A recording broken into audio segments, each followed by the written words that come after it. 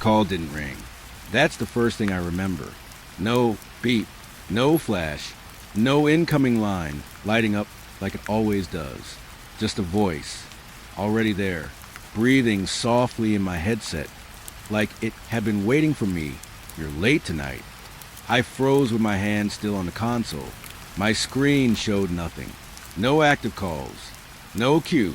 Just a dull glow of the system sitting idle, like always at the start of a shift. Hello, I said, adjusting the mic closer to my mouth. 911, what's your emergency? A pause. Not silence. Breathing again. Slow. Steady. Too close. I thought you weren't coming, the voice said. It sounded like a man. Middle-aged, maybe. Calm, but something about it felt off. Not scared. Not urgent. Just certain. I checked the system again. Still nothing. No call Idaho. No location data.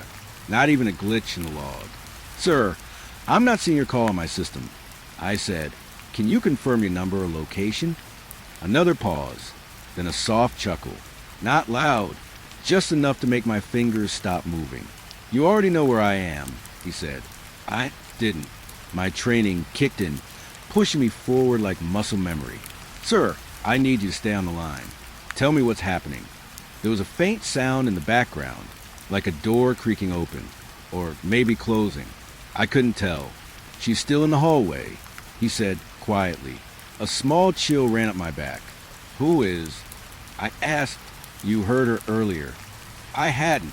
My eyes flicked to the empty room around me. Night shift always felt bigger than it was. Too quiet, too still. Just rows of empty desks and dim monitors humming like they were half asleep. Sir, I need you to clarify, I said, trying to keep my voice steady. He ignored me. You shouldn't have answered, he continued. It wasn't meant for you. I swallowed. My throat felt dry all of a sudden. Who was it meant for? I asked. No answer. Instead, I heard something else. A faint tapping. Slow. Irregular. Like fingernails on wood. Sir, I said. The tapping stopped. Then he spoke again. Softer this time. She's closer now. I leaned back in my chair without meaning to. My eyes drifted again across the room. Nothing moved. Nothing changed. Just shadows sitting where they always did. Sir, if someone is in danger, I need you to... You live on the second floor, he said suddenly. Everything inside me went still. What? I whispered before I could stop myself. The window near your bed, he continued, calm as ever. It doesn't close all the way. You keep meaning to fix it, but you haven't. I felt my chest tighten. That's not relevant, I said quickly, but my voice sounded smaller now. Stay focused. Tell me your location. He let out a slow breath. I can see it from here, he said. The tapping started again, louder this time. I muted my mic. For a second, I just sat there, staring at the screen. No call, no trace, nothing, just me and whatever this was. I unmuted. Sir, if this is a prank, I need you to disconnect, I said, trying to sound firm. This line is for emergencies only. You don't believe me, he said. I didn't answer. Look behind you, he added. I didn't move. Something in my chest told me not to. Why? I asked instead. A long pause. Then almost gently, because she already did. My hand tightened around the edge of the desk. I forced myself to turn. Slowly. The room behind me was exactly the same. Empty chairs. Dim lights. The vending machine humming softly in the corner. Nothing. No one. I turned back quickly. Sir, I'm dispatching officers to trace this line, I said, even though I wasn't. I couldn't. There was nothing to trace. You can't send them here, he replied. Why not? Because it's not on your map. A sharp silence filled my headset. I opened the mapping software anyway, typing blindly, hoping something would appear. An address, a ping, anything, nothing. Then tell me where you are, I said. He didn't answer right away. When he did, his voice had changed slightly. Still calm, but thinner somehow. Have you ever taken a call that wasn't meant for you before? He asked. No, I said. You have now. The tapping stopped again. In its place, footsteps. Soft, slow, getting closer. "Sir, what is that sound?" I asked. He didn't reply. "Sir," the footsteps got louder, then stopped, right outside wherever he was. My heart started beating faster. "Sir, are you in immediate danger?" I asked. A whisper came through the line. "She's here." Then the line went dead. Not disconnected, not dropped, just gone. I pulled off the headset for a second, staring at it like it might still be alive. Then I checked the system again. Nothing. No record. No trace. No sign that the call had ever happened. I sat there for a long time, listening to the quiet on the room, trying to convince myself it was just a glitch, just a mistake. But then something small caught my eye. At the bottom corner of the screen, where call durations usually appear, a number flickered. 3 minutes and 17 seconds. 3 minutes, 17 seconds. I hadn't been on shift that long. Not even close. And then it disappeared, like it had never been there. I leaned back slowly, my mind trying to piece everything together. The voice, the tapping, the things he knew. None of it made sense. But one thought kept pushing its way forward. If the call wasn't in the system, then how did it reach me? And why me? I put the headset back on. Even though my hands felt colder now, the room hadn't changed. But something inside it had. The silence didn't feel empty anymore. It felt occupied. I tried to focus on my screen again. Normal calls would start coming in soon. Real ones. Ones that made sense.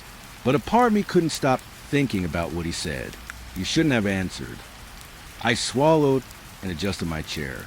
Then I heard it, very faint, almost hidden under the hum of the equipment. A soft tapping, not from the headset this time, from somewhere in the room. Behind me, slow, irregular, like fingernails on wood. I didn't turn around. I just sat there, listening. And for the first time since I started this job, I didn't want the next call to come in, because I had a feeling. It already had. I told myself it was just the building settling. Old wiring, air ducts, night shift silence playing tricks on my head. That's what I kept repeating while the tapping continued behind me. Slow, patient, like it didn't need me to turn around. I forced my eyes back to the screen. Calls were starting to come in now. Normal ones. A minor accident. A noise complaint. A drunk argument outside a store. Real voices. Real people. I answered them one by one, doing my job, following the script I had memorized, but something wasn't right. Every few seconds, beneath the caller's voice, I heard breathing. Not theirs. The same slow, steady breathing from before. At first, I thought it was just leftover audio in my headset, some kind of glitch. So I adjusted the volume, switched channels, even unplugged and reconnected the cord. It didn't stop. 911, what's your emergency? I said again, trying to focus. My neighbor is shouting again, a woman replied. Her voice shook slightly. I think he's breaking things. Tap. The sound cut through her sentence. I froze for half a second. Ma'am, stay on the line, I said quickly. Are you in a safe place? Tap, tap. Closer now. I'm in my bedroom, she said. I locked the door, but I can still hear him. Tap, right behind me. I turned this time. Fast. Nothing. Just empty desks. Chairs pushed in. The same dim light stretching across the floor. But the tapping stopped the moment I looked. Ma'am, I said, my voice tighter now. Yes. Units are on the way. I lied. My fingers hovered over the keyboard, but I hadn't dispatched anyone yet. My mind felt split. One part doing the job, the other listening, always listening. I finished the call quickly and sent it through the system. My hands moved automatically, but my attention kept drifting back to the headset. The breathing was still there, steady, unchanging, like whoever belonged had never left. I muted my mic again. Hello? I whispered, even though I knew I shouldn't. For a moment, nothing happened. Then, you stayed. My chest tightened. It was him. Same voice, same calm tone, but this time clearer, closer. I told you not to answer. he said. I disconnected you. I whispered, you're not on the line. A soft exhale. You think that matters? I glanced at the system again. No call. No activity. Nothing. Where are you? I asked, keeping my voice low. Another pause. Then, still here. The lights above me flickered once. Just for a second. I looked up instinctively. When I looked back down, the screen had changed. Not completely. Just one small detail. A blank call entry. No number. No location. Just a timer. 1 second. It started counting up. 2 seconds. 3 seconds. I felt my pulse quicken. I didn't accept this call. I said, you didn't have to, he replied. The timer kept going. 7 seconds. 8 seconds. End it, I said. I can't. Why not? Another breath. Because she's using it now. A cold feeling spread through my chest. What does that mean? I asked. No answer. Instead, I heard something else. Not tapping this time. A soft dragging sound. Like something moving slowly across the floor. Right behind me. I didn't turn around. I couldn't. She doesn't like when you ignore her, he said quietly. I'm not ignoring anything. I whispered. Then why won't you look? The dragging sound stopped. Silence filled the room again. Heavy. Waiting. I'm dispatch. I said more to myself than to him. This is my station. There's no one else here. A faint chuckle came through the headset. You're sure about that? The timer on the screen kept climbing. 1 minute and 12 seconds. 1 minute and 13 seconds. I reached for the disconnect key. My finger hovered over it. Don't, he said suddenly. I froze. If you end this one, he continued, she'll find another way. My throat felt tight. Another way to what? A long pause. Then, to answer, the word hung in the air. Answer. Like a question I didn't remember asking. Or one I hadn't heard yet. Another call came in. A real one. It flashed on the screen. Pushing the blank entry aside for a moment, I hesitated. Take it, the voice said. I swallowed and accepted the call. 911, what's your emergency? There was no response. Just static. Then a whisper. Not the same voice. This one was softer. Closer. Can you hear me? My grip tightened on the headset. Yes, I said slowly. I can't hear you. What's your location? A pause. Then, she's right behind you. I spun around. Nothing. But this time, the room felt different. The air felt heavier. Like something had shifted just out of sight. I turned back quickly. Ma'am, I need you to stay on the line, I said, my voice shaking now. But the line was already gone. Dead. No disconnect tone. No click. Just silence. I looked back at the screen. The blank call was still there. Still counting. 2 minutes and 46 seconds. 2 minutes and 47 seconds. I told you, the original voice said softly. She found another way. My heart pounded in my chest. What does she want? I asked for you to listen. I am listening. No, he said, not like that. The lights flickered again. Longer this time. When they steadied, something felt wrong. I couldn't explain it. The room looked the same, but it didn't feel the same. Like a copy that wasn't perfect. Do you remember what she said earlier? He asked. I shook my head, even though he couldn't see me. No, you will. The timer hit 3 minutes and 17 seconds. It stopped exactly there, same as before. My breath caught. Why does it stop at that number? I asked. No answer, just silence. Then a new sound, right behind me, not tapping, not dragging, breathing, slow, steady, too close. I didn't move. I couldn't. The voice in my headset spoke one last time. She's done waiting. The screen went black. Every monitor, every light, gone. The room dropped into darkness, so fast it felt unreal.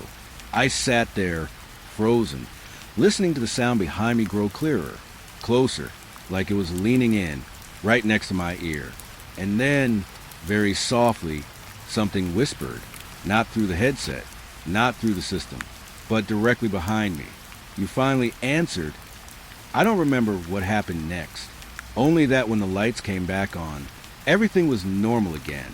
The screens, the system, the empty room, no calls, no timer, no voice, just silence. But when I reached up to take off my headset, my hand stopped because I could still hear it. Faint, almost gone, breathing, still on the line. I didn't report it. That's the part that stays with me the most. Not the voice, not the darkness, not even the whisper behind my ear. It's the fact that I just kept working, like nothing happened, like I could push it down and bury it under routine calls and keyboard clicks and scripted responses. Because that's what night shift does to you. It teaches you how to ignore things that don't make sense, or at least pretend to. The rest of the shift passed slowly, too slowly. Every sound felt louder than it should. Every silence felt heavier. I kept waiting for it to happen again, for the screen to glitch, for the voice to come back, for something to move behind me. But nothing did, just normal calls, real voices, real problems, and underneath all of it, that faint breathing, still there, still steady, like it had settled into the background of everything. By the time my shift ended, I was exhausted, not the kind of tired that sleep fixes, the kind that sits in your chest and doesn't leave. I logged out of my station. Try not to look at the screen too long. Try not to notice anything unusual. But as I stood up, something caught my eye, a small notification in the corner. Missed activity log. I frowned. That didn't make sense. I hadn't missed anything. I sat back down slowly and clicked it. The system loaded for a second, then opened the call history. At first, it looked normal. Timestamps, numbers, dispatch records, everything in order. Then I saw it. Near the top, a call with no number, no location, just a blank entry. My stomach tightened. I clicked on it. The details opened instantly. Call duration, 3 minutes and 17 seconds. My breath caught. Caller ID, unknown. Location, not found. Time log, 12:42 a.m. I stared at the time. That couldn't be right. My shift didn't start until 1 a.m. I hadn't even been in the building yet. I checked again. Same result, 12:42 a.m. 18 minutes before I clocked in.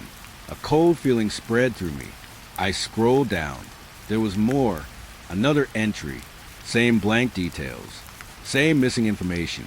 Call duration, 3 minutes and 17 seconds. Time log, 1:18 a.m. Then another, 1:57 a.m. And another, 2:36 a.m. Each one exactly 3 minutes and 17 seconds long. Each one with no number, no location, no record of being answered. But I remembered them. Not all at once. Not clearly, but enough. Fragments. The breathing. The tapping. The voice. I leaned back slowly, my eyes fixed on the screen. How many? I whispered. I scrolled further. There were more. 6 in total. 6 calls. All identical. All logged. None of them visible when they were happening. My chest felt tight again. I clicked on the first one. 12:42 a.m. The system hesitated for a moment. Then a small option appeared. Playback available. My hand hovered over the mouse. I shouldn't have clicked it. I knew that, but I did anyway. The audio started immediately. Static at first. Soft, low, then breathing. My breathing. I froze. It was me, slightly uneven, a little nervous, like I was walking into the room for the first time. Then I heard it, the voice. You're late tonight. My heart started racing. It was the same call, the first one, but I hadn't been there yet. I hadn't even sat down at the console. The recording continued. My voice responded, confused, careful, asking questions I didn't remember asking. Hearing answers I had already heard later.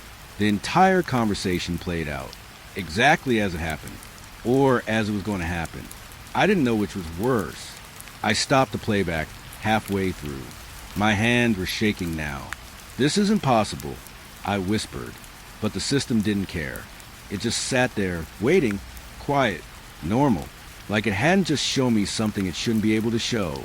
I closed the log and stood up Quickly, I needed air, space, something real. But as I stepped away from the desk, something stopped me. A reflection, faint, on the dark surface of the monitor. I looked closer. It was me, standing there, headset still on, eyes wide. But something was wrong. There was something else in the reflection. Behind me, I turned instantly.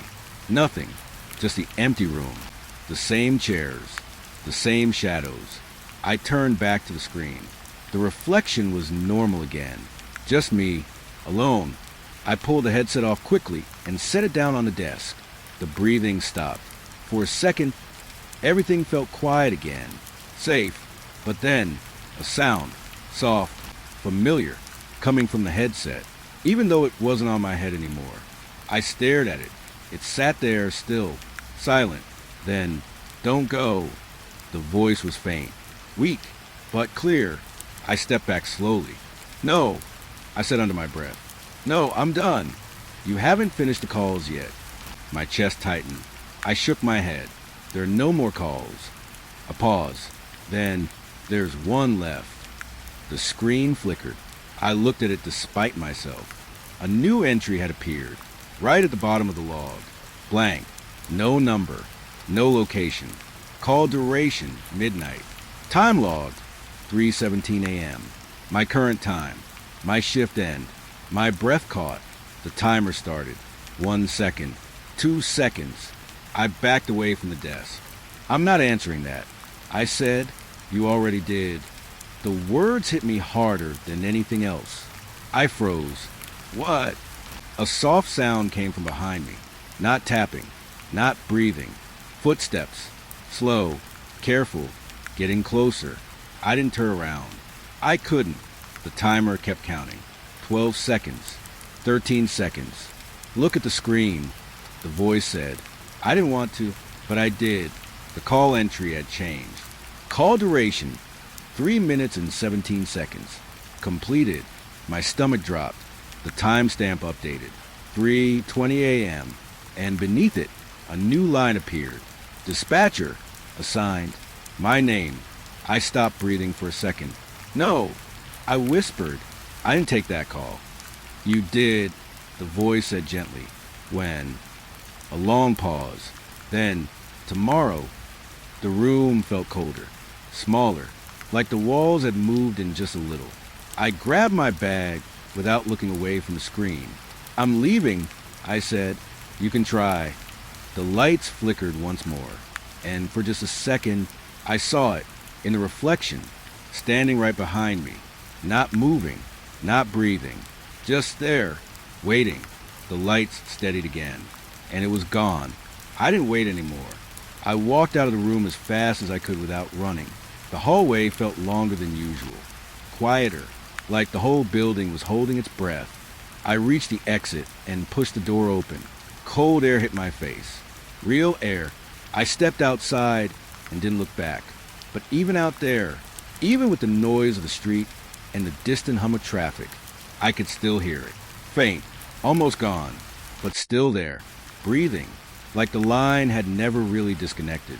And as I walked to my car, one thought kept repeating in my mind.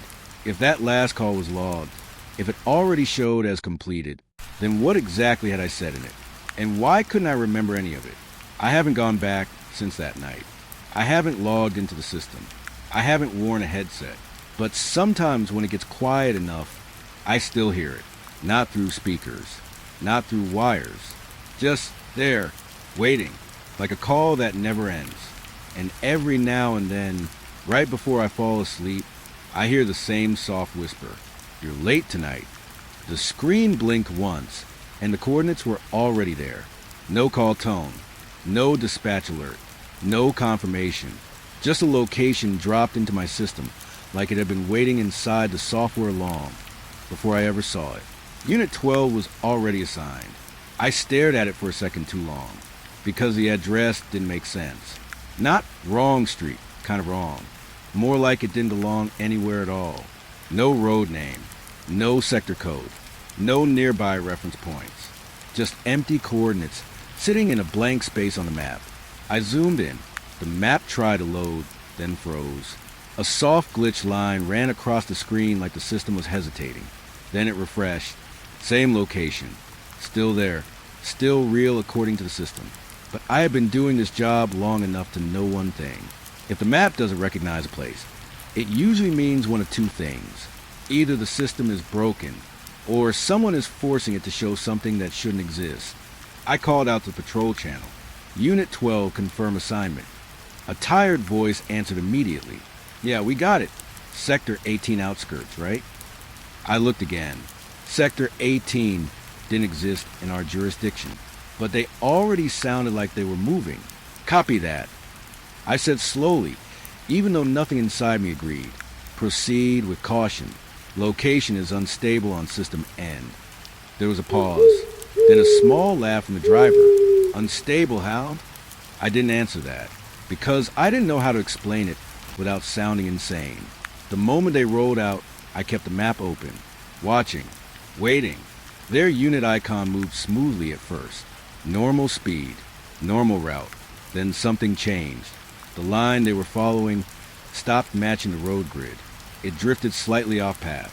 I leaned closer. Unit 12, I said, confirm you are still on main highway route. Static. Then the passenger's voice came through. Yeah, we're on it, but something's weird. What do you see? I asked. A pause. Long enough that I checked the radio connection twice. Then the driver spoke. There's no signboards out here. No lights either. It's just road. I frowned. Every highway section in that region had markers. Even the rural strips had at least some infrastructure. Check your GPS, I said. A new voice cut in. The passenger again. That's the thing. It's changing. My fingers stopped moving. Explain, I said. Another pause. Then, it just rerouted us, the driver replied. I leaned back slightly. That shouldn't be possible unless manual override was disabled. Did you accept reroute? I asked. No, the driver said quickly. We didn't touch anything. I pulled up their vehicle feed. The dashboard display was flickering. Navigation system blinking. Then I saw it. A new route line drawing itself in real time. Not recalculating. Not updating. Drawing. Like someone was tracing it manually from the inside of the system. Unit 12, I said, my voice tightening. Stop the vehicle and switch to manual navigation. We tried, the passenger replied. That sentence hit harder than it should have. We tried. Not, it didn't work. Not, it failed. Just tried. Then the driver spoke again. Brakes feel weird. I frowned. Weird how? A long silence followed. Then, they're not responding like they should. I stood up slightly from my chair. Now it wasn't just a map issue. Now it was physical. Pull over immediately. I said, find a safe shoulder and stop. We can't, the driver said. Why not? A pause. Then the passenger whispered something in the background. I could barely hear it, like they were leaning closer to the window. There's no shoulder. I looked at the map again. Their icon was moving steadily forward, but the road beneath them didn't exist in our system anymore. It was just a single line, stretching, endless. Unit 12. I said again, slower now. Describe your surroundings. The driver hesitated.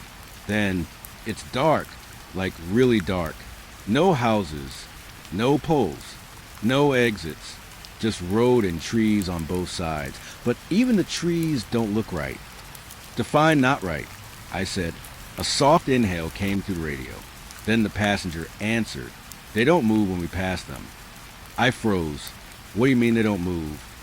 We've been driving past the same line of trees for a while now, the passenger said. They look identical. Same broken branch. Same gap. Same shape. It's like they stopped. Like they were afraid to finish the sentence. Like what? I pushed. Then the driver spoke quietly. Like we're not moving forward. A cold feeling settled in my chest. I checked the timestamp. They had been driving for 12 minutes. Their fuel level hadn't changed. Their mileage hadn't updated. But their icon was still moving. Still going forward. On a road that didn't exist. Unit 12, I said carefully, "Turn the vehicle around. Return to last known checkpoint." A pause. Then the driver said something that made my stomach tighten. "There is no last checkpoint." "That's not possible," I said immediately. But even as I said it, I realized something. The system wasn't showing any landmarks behind them. No history trail. No route breadcrumbs. Just forward movement. Into nothing. The passenger's voice came again. "Dispatch! Are you sure you're still seeing us?"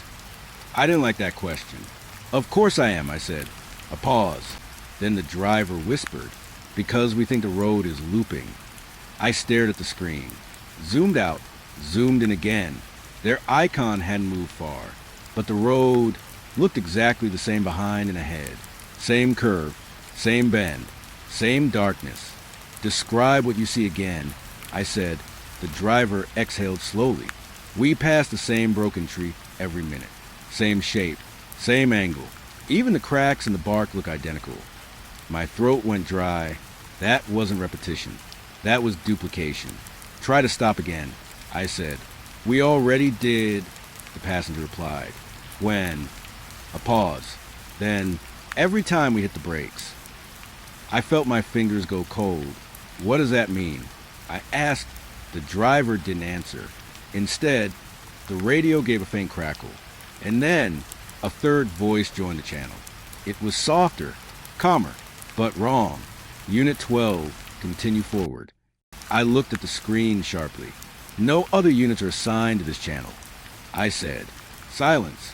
Then the driver whispered, "Who was that?" I checked the radio log. Empty. No new connection. No incoming signal. But the voice came again. Closer this time. "Continue forward." The passenger started breathing faster. "Dispatch, that's not you, right?" I didn't answer, because I wasn't sure anymore. The system flickered. Once. Twice. Their icon moved again.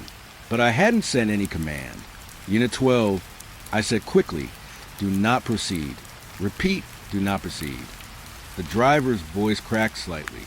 "We're not doing it." "Then who is?" I asked. A long silence.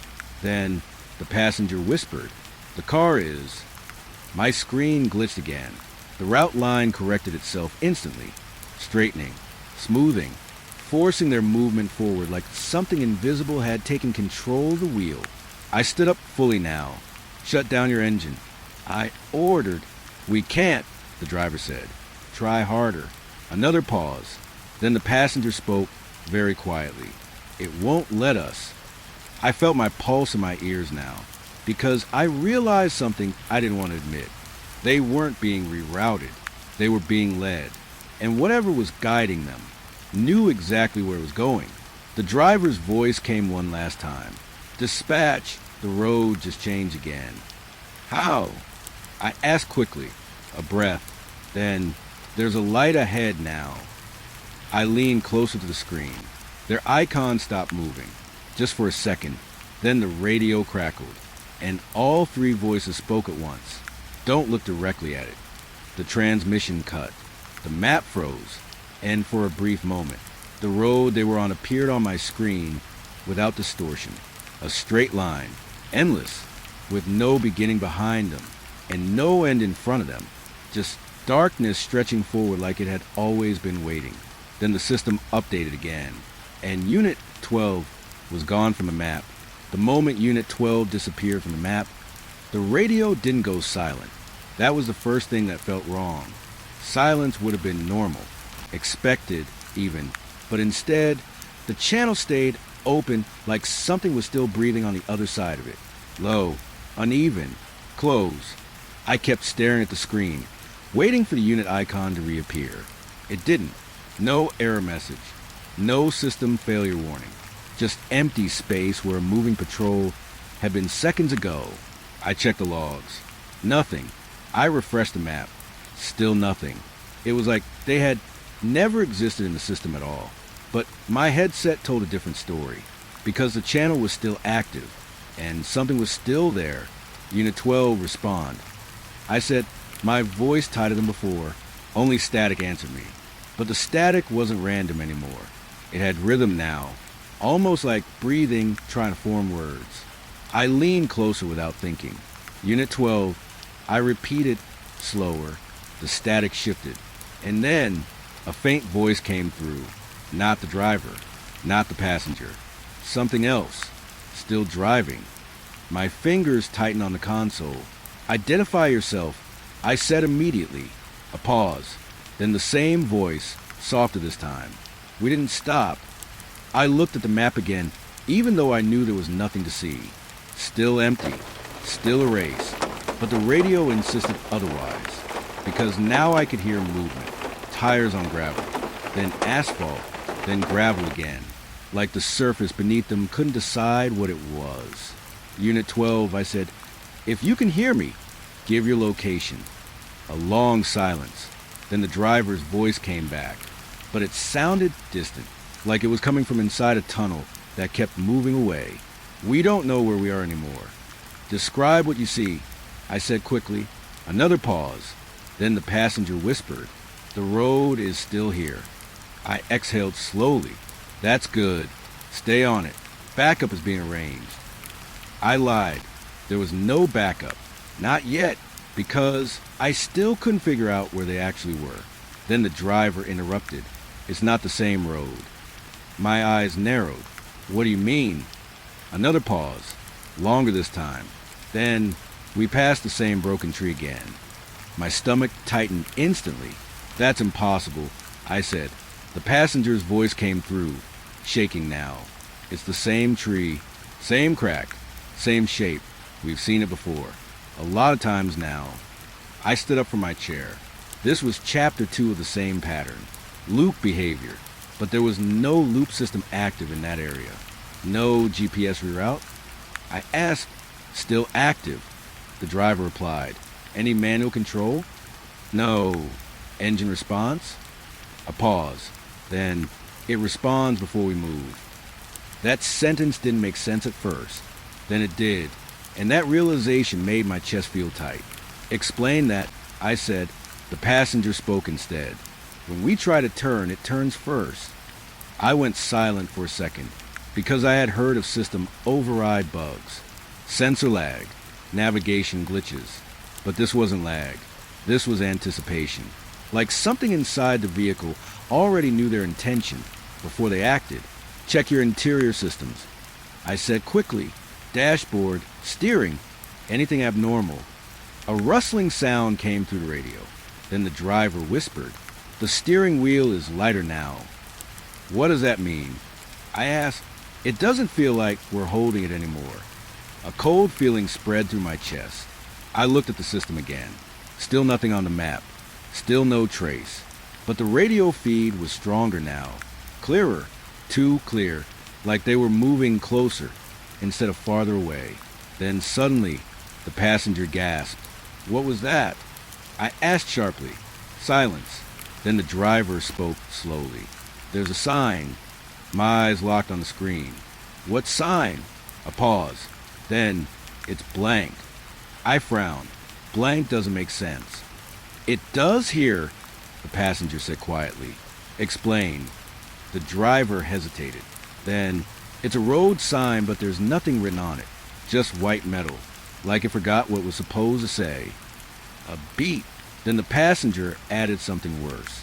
And it's pointing forward. My throat tightened. Keep moving, I said instinctively. We are, the driver replied.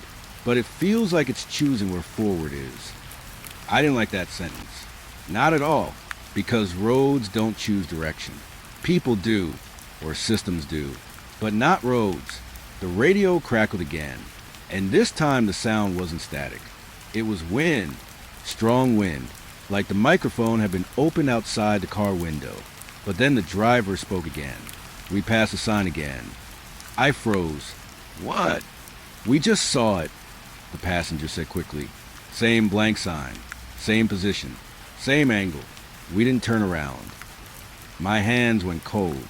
You're looping, I said quietly. A pause. Then the driver replied. No. Then what is it? Another pause. Then it's waiting. That word hit differently. Waiting implies intention, something active. something aware. Waiting for what? I asked. No response. Just breathing again. But this time, all three voices were breathing, in sync, like the system had aligned them.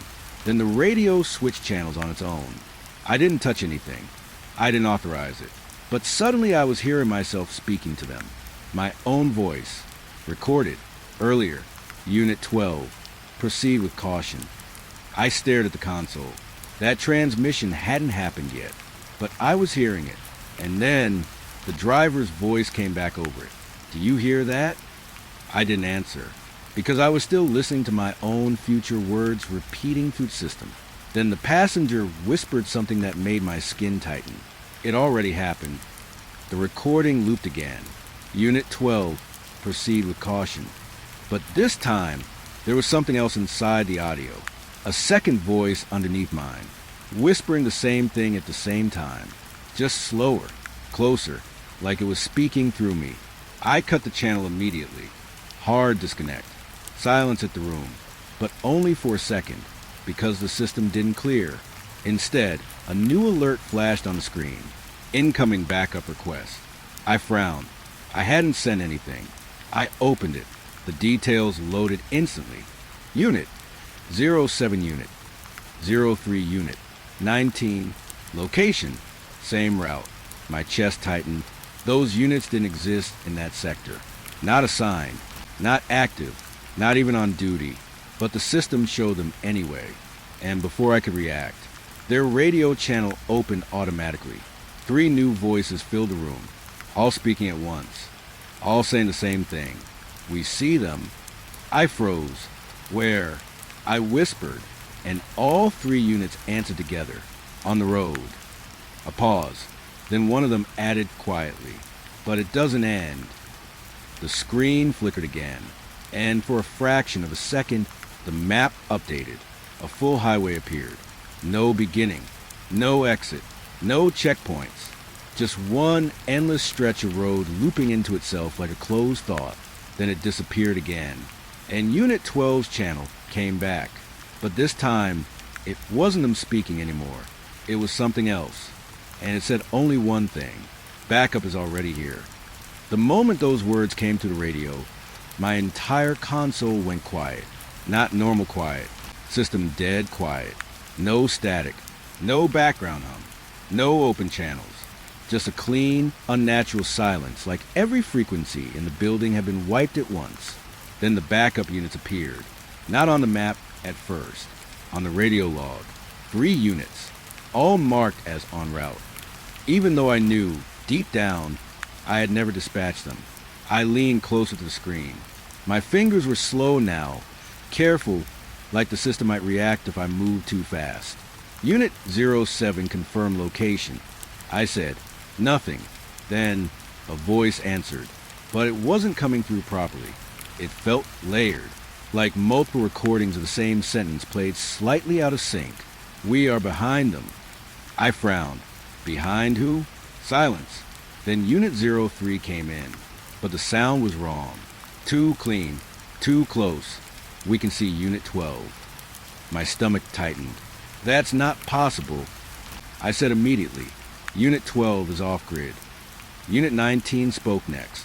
Calm. Almost too calm. Not anymore. I looked at the map again. Still nothing. But the radio feed was stronger now, like the signal itself was pulling closer. Describe visual. I said, a pause. Then Unit 07 answered. They're on the same road. My pulse slowed for a second. Same road. That phrase again. I sat down fully now.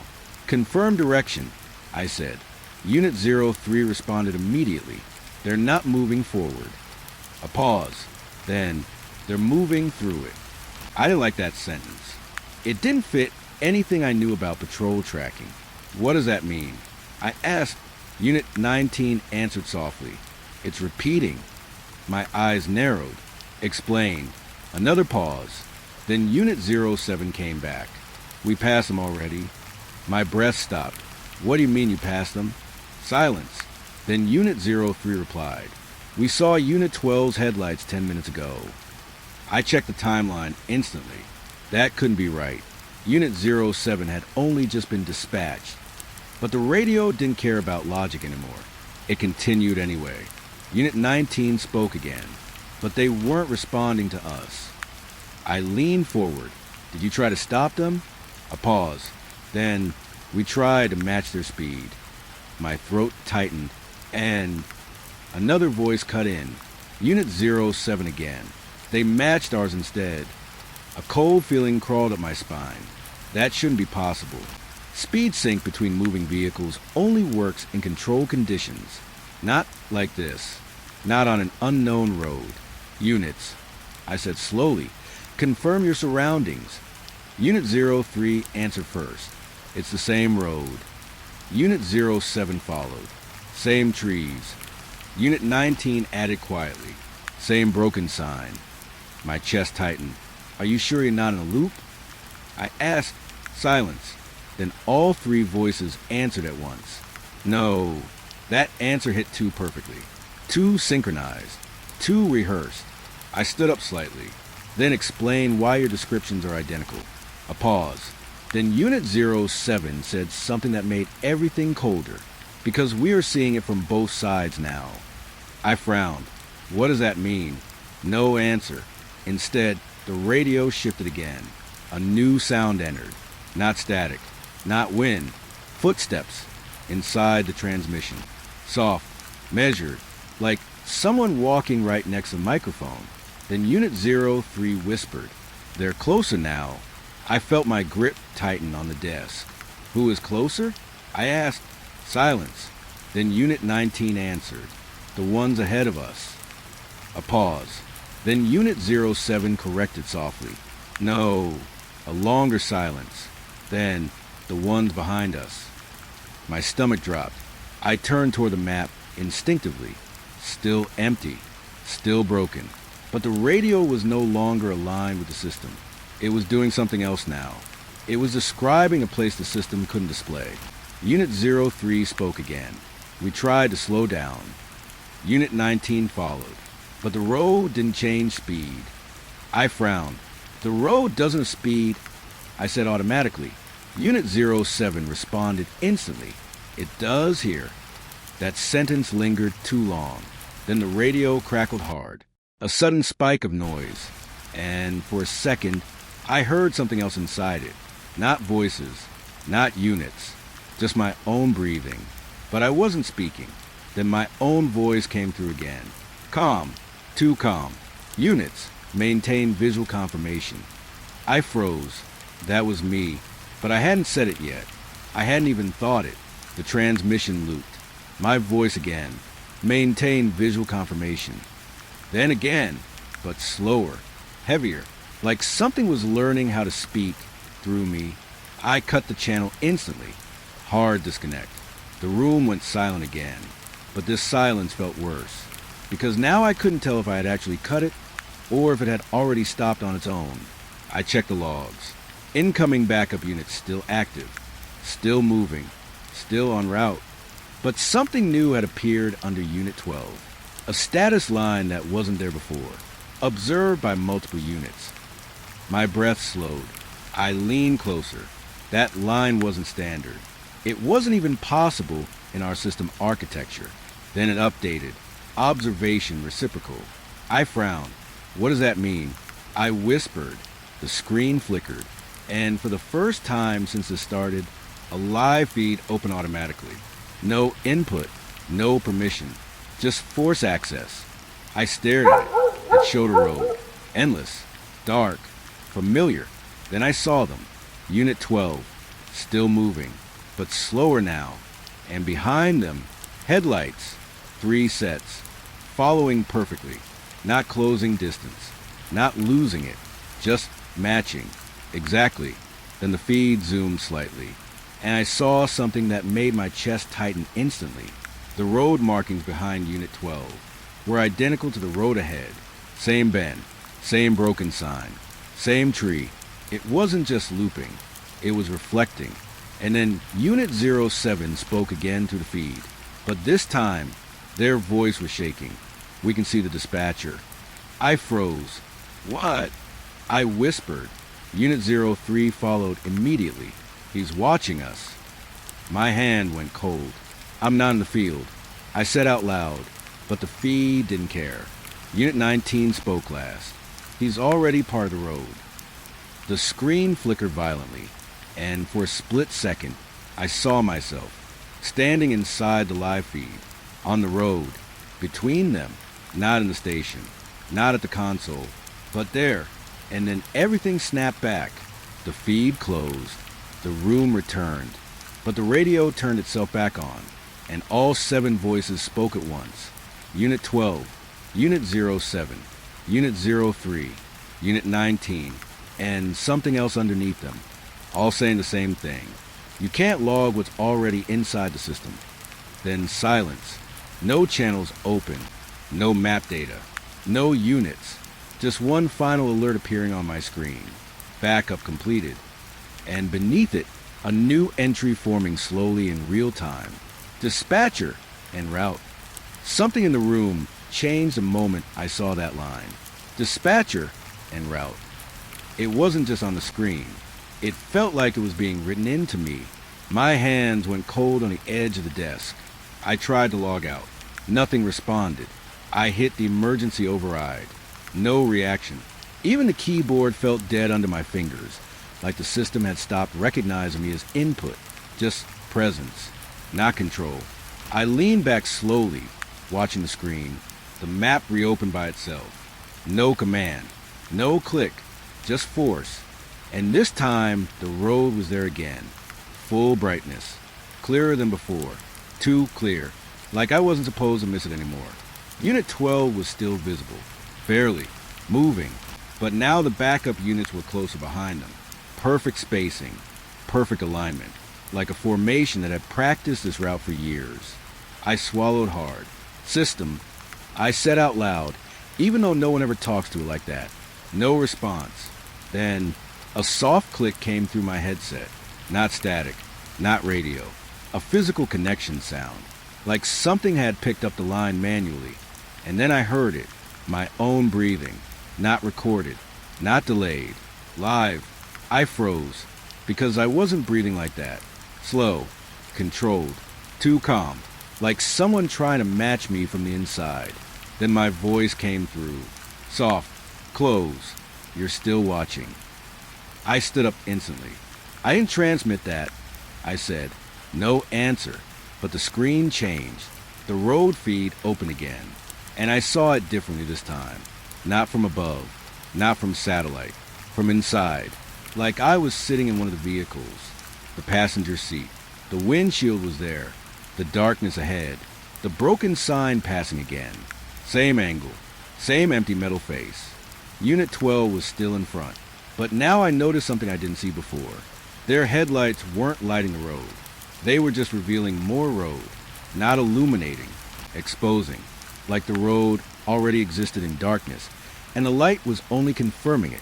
Then Unit 07's voice came through again. But closer than before. Dispatch, we see you again. My stomach tightened. What do you mean again? I whispered. Unit 03 answered immediately. You were on the road before. I shook my head. That's impossible. Unit 19 spoke softly. You didn't stay. A pause. Then Unit 07 added something worse. But you never left. My vision narrowed slightly. The room around me felt less stable now. Not shaking. Just uncertain. Like it wasn't sure it was supposed to exist in one position anymore. I looked at my hands. Still there. Still real. I think. The radio crackled again. And this time, it didn't bring voices first. It brought memory. A playback. My own voice. Older. Calmer. Unit 12 maintained visual confirmation. But I hadn't said that before. Not like that. Not in that tone. Then another layer played underneath it. A second version of me. Slower. Wrong timing. Same sentence. Out of sync. The two voices overlapped until they became one. And in that overlap, I heard something else. A whisper inside the audio. You already started this call. I stepped back from the console. No, I said, this isn't active. I didn't initiate anything. But the system responded anyway. The map zoomed in on the road. Closer, closer, until Unit 12 filled the screen. Then the image shifted, and I saw the inside of their vehicle again. But now the passenger turned slightly and looked directly at the camera. Right at me, not the system, not the feed. Me. His lips moved. But the radio was silent for a second too long. Then the voice came through. Quiet, broken. You're sitting behind us now. My breath stopped. I looked around the room instinctively. Empty. But the reflection on the monitor wasn't empty. There was a shape behind me. Not fully formed. Not fully defined. Just enough to know it was standing too close. I didn't turn, because something inside me warned me not to confirm it. The radio came back. Unit 07. This is a third pass. Unit 03 followed. We counted you twice already. Unit 19 added softly. And you were quieter the second time. My chest tightened. What are you talking about? I said. Unit 12 spoke again for the first time in a while. But their voice sounded different now. Tired. Not scared. Just aware. Dispatch. The driver said, "You're not outside this anymore." I frowned. What does that mean? A pause. Then the passenger answered, "You're repeating with us." The screen flickered violently, and suddenly I saw multiple versions of the same road, stacked, layered, like pages on top of each other, each one slightly offset, each one showing Unit 12 in a different position, but all of them moving at the same time. And in all of them, there was a console, a dispatcher, watching. I stepped back fully now. "No!" I whispered. "No, no, no!" The radio exploded into sound again. All units at once. All channels open. All speaking the same sentence in staggered timing. "You already answered." The lights in the room flickered. Once, twice, then held. And in that steady light, I realized something that made my stomach drop completely. My console wasn't showing Unit 12 anymore. It was showing my own unit ID, assigned, moving, en route, and the timestamp underneath it was not live. It was ahead by 3 minutes and 17 seconds, the same number from before. I whispered without meaning to, "Where am I going?" The radio answered immediately, but it wasn't a unit this time. It was my own voice again. Calm, certain, already finished, back to the road. And the screen went dark. I'm at the house before the knock even lands. Lights are on inside. Every window glowing warm like someone is already waiting. But the front door, it doesn't open. Not even after the third knock. My partner shift beside me. Flashlight cutting to the porch like a blade. "Welfare check," he mutters. Dispatch said possible non-response. Nothing else. I don't answer. Because something about the house feels wrong. Not broken wrong. Not abandoned wrong. Occupied wrong. Like we've arrived in the middle of something that didn't pause for us. I checked the address again on my radio screen. Same thing. No extra notes. No history. Just a routine call. But routine calls don't make your skin feel tight before you even step inside. My partner knocks again. Harder this time. The sound echoes too cleanly. Too sharp. And then, movement inside. I see it. A shadow crossing the hallway window. Slow. Normal. Like someone is just walking from one room to another. My partner sees it too. Finally, he says, stepping closer to the door, "Hey!" Police. Open up.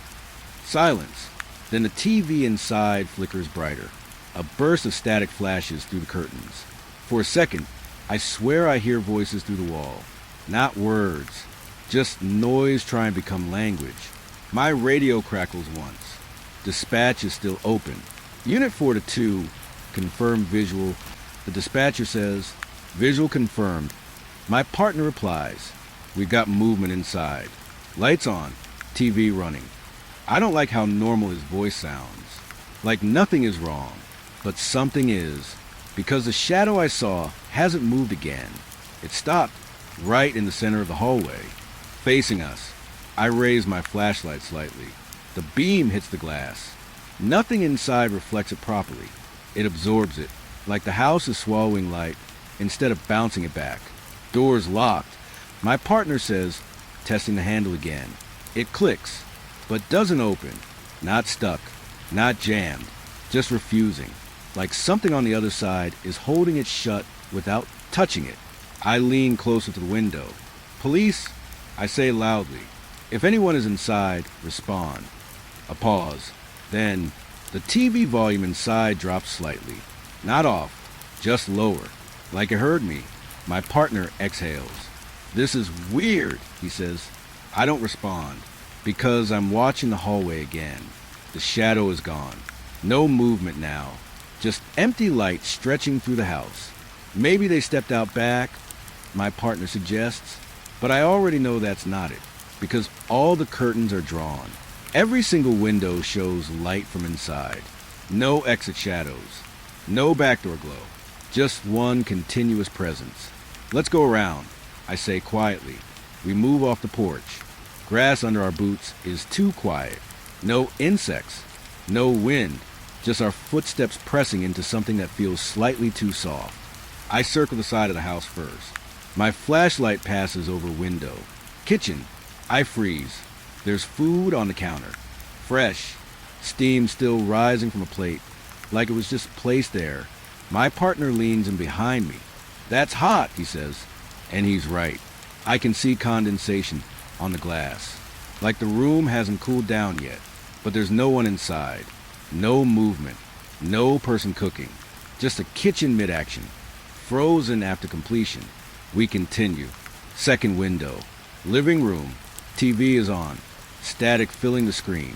But the remote is sitting on the couch. Pressed slightly into the cushion. Like someone just stood up, my partner whispers. They couldn't have all left at once. I nod slowly, but my throat feels tight, because nothing in this house looks abandoned. Everything looks paused, like life here didn't stop. It just stepped out of frame.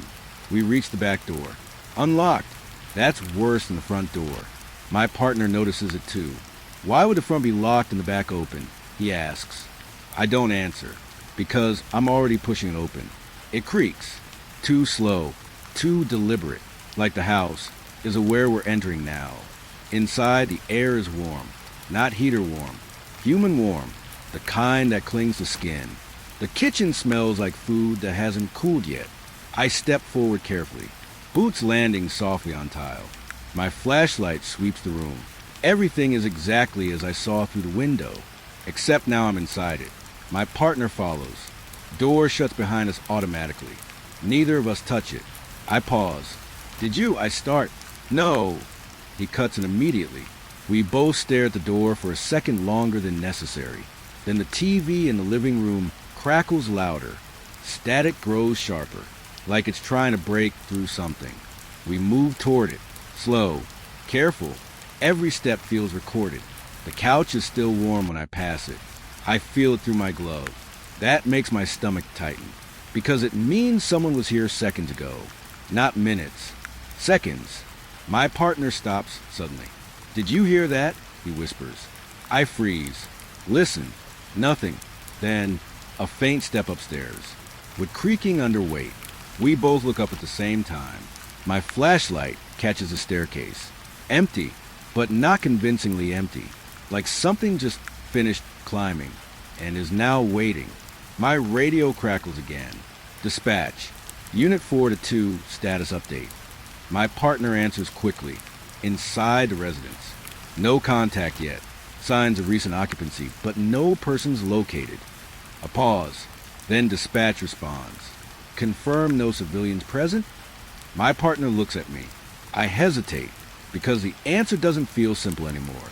Then, another step upstairs. Closer this time. My partner tightens his grip on his flashlight. I raise mine. Check upstairs, I say quietly. We move, step by step. The stairs creak under us. Each sound too loud, too exposed. Halfway up, I stop, because I notice something on the wall. A framed photo, family picture, but the glass is slightly fogged from the inside, like something breathed on it recently. My partner notices too. Why is that warm? He whispers. I don't answer, because the second we reach the top of the stairs, we hear it. Footsteps again. right behind a closed bedroom door. My partner raises his weapon slightly. I raise my flashlight. We both stop in front of the door. Silence. Then the footsteps stop too, like they stopped because we did. My radio crackles softly, but no one speaks, just static. And inside that static, I hear something faint, breathing. Not ours, not the house's. Something else. My partner reaches for the handle slowly, looks at me once. I nod. He opens it. The room is empty, but the window is open. Curtains moving slightly. Wind coming in, except there's no wind outside. I step inside. Flashlight sweeping left. Right. Bed is made. Too neatly. Too recently. Like someone just left it and didn't want us to notice. Then my partner whispers, "Look at this." I turn. On the floor. Footprints. Bare. Wet. Leading from the bed to the door. And stopping. Right where we are standing. My stomach drops. Because they're not going out. They're going around us. And then, from behind us, a floorboard creaks. Both of us turn instantly. Flashlights collide with nothing. Empty room. But the air feels occupied now. Not empty. Not silent. Occupied. My radio suddenly cuts in. Dispatch again. But the voice is different. Slightly delayed. Slightly wrong. Unit 4-2 confirmed visual. My partner answers slowly. Visual unclear. A pause. Then dispatch says something that makes my skin go cold. "Are you alone on scene?" I look at my partner. He looks at me, and for the first time, neither of us answers immediately, because behind that question, something in the room shifts again, and this time, the footsteps don't start. They continue. The radio question hangs in the room, like it doesn't belong to us anymore. "Are you alone on scene?" My partner and I don't move, because the answer feels dangerous either way. I slowly lower my flashlight just a little. The room looks the same. Bed still made. Window still open. Curtain still breathing that fake wind. But the air has changed. It feels tighter now, like the house knows we noticed it. My partner finally speaks, low and careful. "Dispatch," repeat question. A pause. Too long. Then, I asked if you're alone. His grip tightens on his weapon. I glance at him. His face looks normal, but his eyes aren't scanning the room anymore. They're holding still, focused on something I can't see. Check corners. I whisper. We split slightly. Slow movements. Controlled breathing. But every step feels watched. I sweep the flashlight under the bed. Nothing. Inside the closet. Nothing. Still nothing should be a relief. But it isn't, because nothing is starting to feel like placement. Like something is choosing where not to be seen. My partner stops near the wall again. The photo frame. Still fogged, he mutters. I turn, and my stomach tightens. The fog inside the glass has changed shape. It's no longer random condensation. It looks like a palm print now, pressed from the inside, facing outward. I feel my throat tighten. That wasn't like that before. I say. My partner doesn't answer. He's staring at the hallway behind me, not the room. The hallway. "Don't move," he whispers. My body locks instantly. "What?" I ask quietly. He doesn't blink.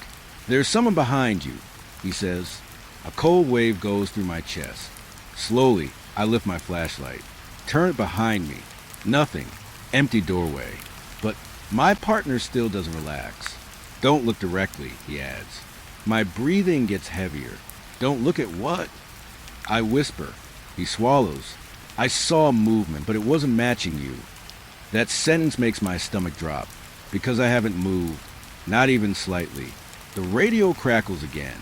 Dispatch voice returns.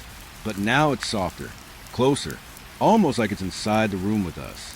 Unit 4-2 status check. My partner answers quickly. Inside second floor. No contact. Possible presence detected. Silence. Then dispatch responds. "How many?" My partner hesitates. I look at him.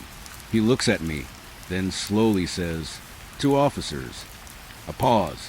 Then dispatch says something that makes my skin go cold. Only 1 unit was dispatched. The room feels smaller instantly. Not physically. Emotionally. like something just closed around us. My partner's voice lowers. That's not correct, he says. We rolled in together. I nod slowly. Yes, I had. Unit 4 to 2. Both of us. Silence. Then dispatch replies. We only show one heartbeat on scene. I freeze. What? I whisper without meaning to. My partner looks at me sharply. The radio continues. One body cam feed. One breathing pattern. One movement signature. My hand slowly moves toward my chest camera. I press the record indicator. It's on, but the light is flickering. My partner does the same. His camera light is steady. Too steady. He whispers, check your feed. I open the live transmission, and my breath catches instantly because I'm seeing the room, but not from my angle, from slightly behind me, over my shoulder, like someone is standing exactly where I am supposed to be and watching him. I look up fast. Empty, but the feed shows otherwise. In the recording, there's a third silhouette, standing between us. Still, perfectly aligned with the camera. My partner sees my face change. What? He asks. I don't answer. I can't, because the feed shifts slightly, and now the silhouette moves, but only on screen, not in the room. It turns its head toward me, slow, like it knows I'm watching. Then the radio speaks again, but this time, it doesn't sound like dispatch. It sounds like recording playback. My own voice. Unit 4-2, proceed with caution. I step back instinctively. No, I whisper. That's not live. My partner hears it too. His eyes widen slightly. That's you, he says, but I haven't spoken. The recording continues. My voice again. Possible unknown third presence detected. My stomach tightens. That's not real, I say quickly. I never said that. But the feed continues. My partner's voice comes next. Check corners. Then footsteps. Inside the recording. Not ours. Another set. Slow. Measuring distance. Then, the silhouette in the feed moves closer to the camera until it fills half the frame. But it has no face. Just shape. Presence. And then it does something that makes my breath stop. It turns slightly and stands between me and my partner in the recording. But in real life, we're still side by side. My partner whispers, we're not in the same frame. I look at him sharply. What does that mean? He points at my chest camera. My feed shows him standing farther away than he is.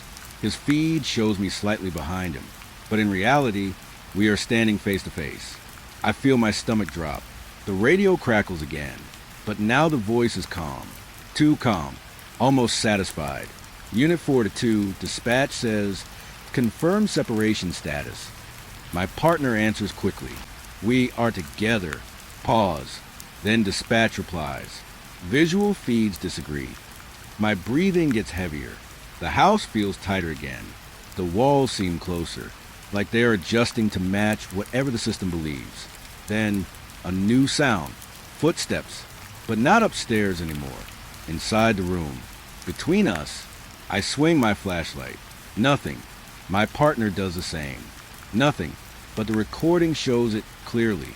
A third set of steps, walking around us in a slow circle.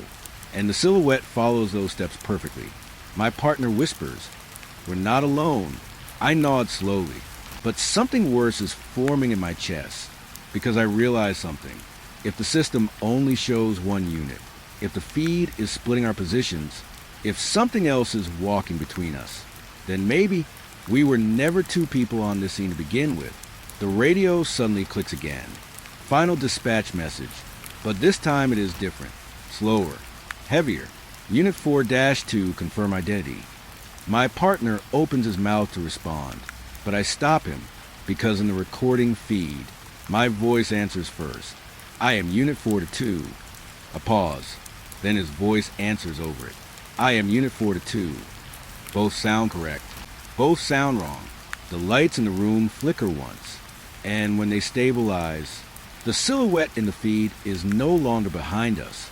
It is standing between both versions of us, and for the first time, it turns directly toward the camera and whispers, You are overlapping. The feed cuts, and the house goes completely silent. The silence after the feed cuts is not normal silence. It feels sealed, like the house just closed something inside itself.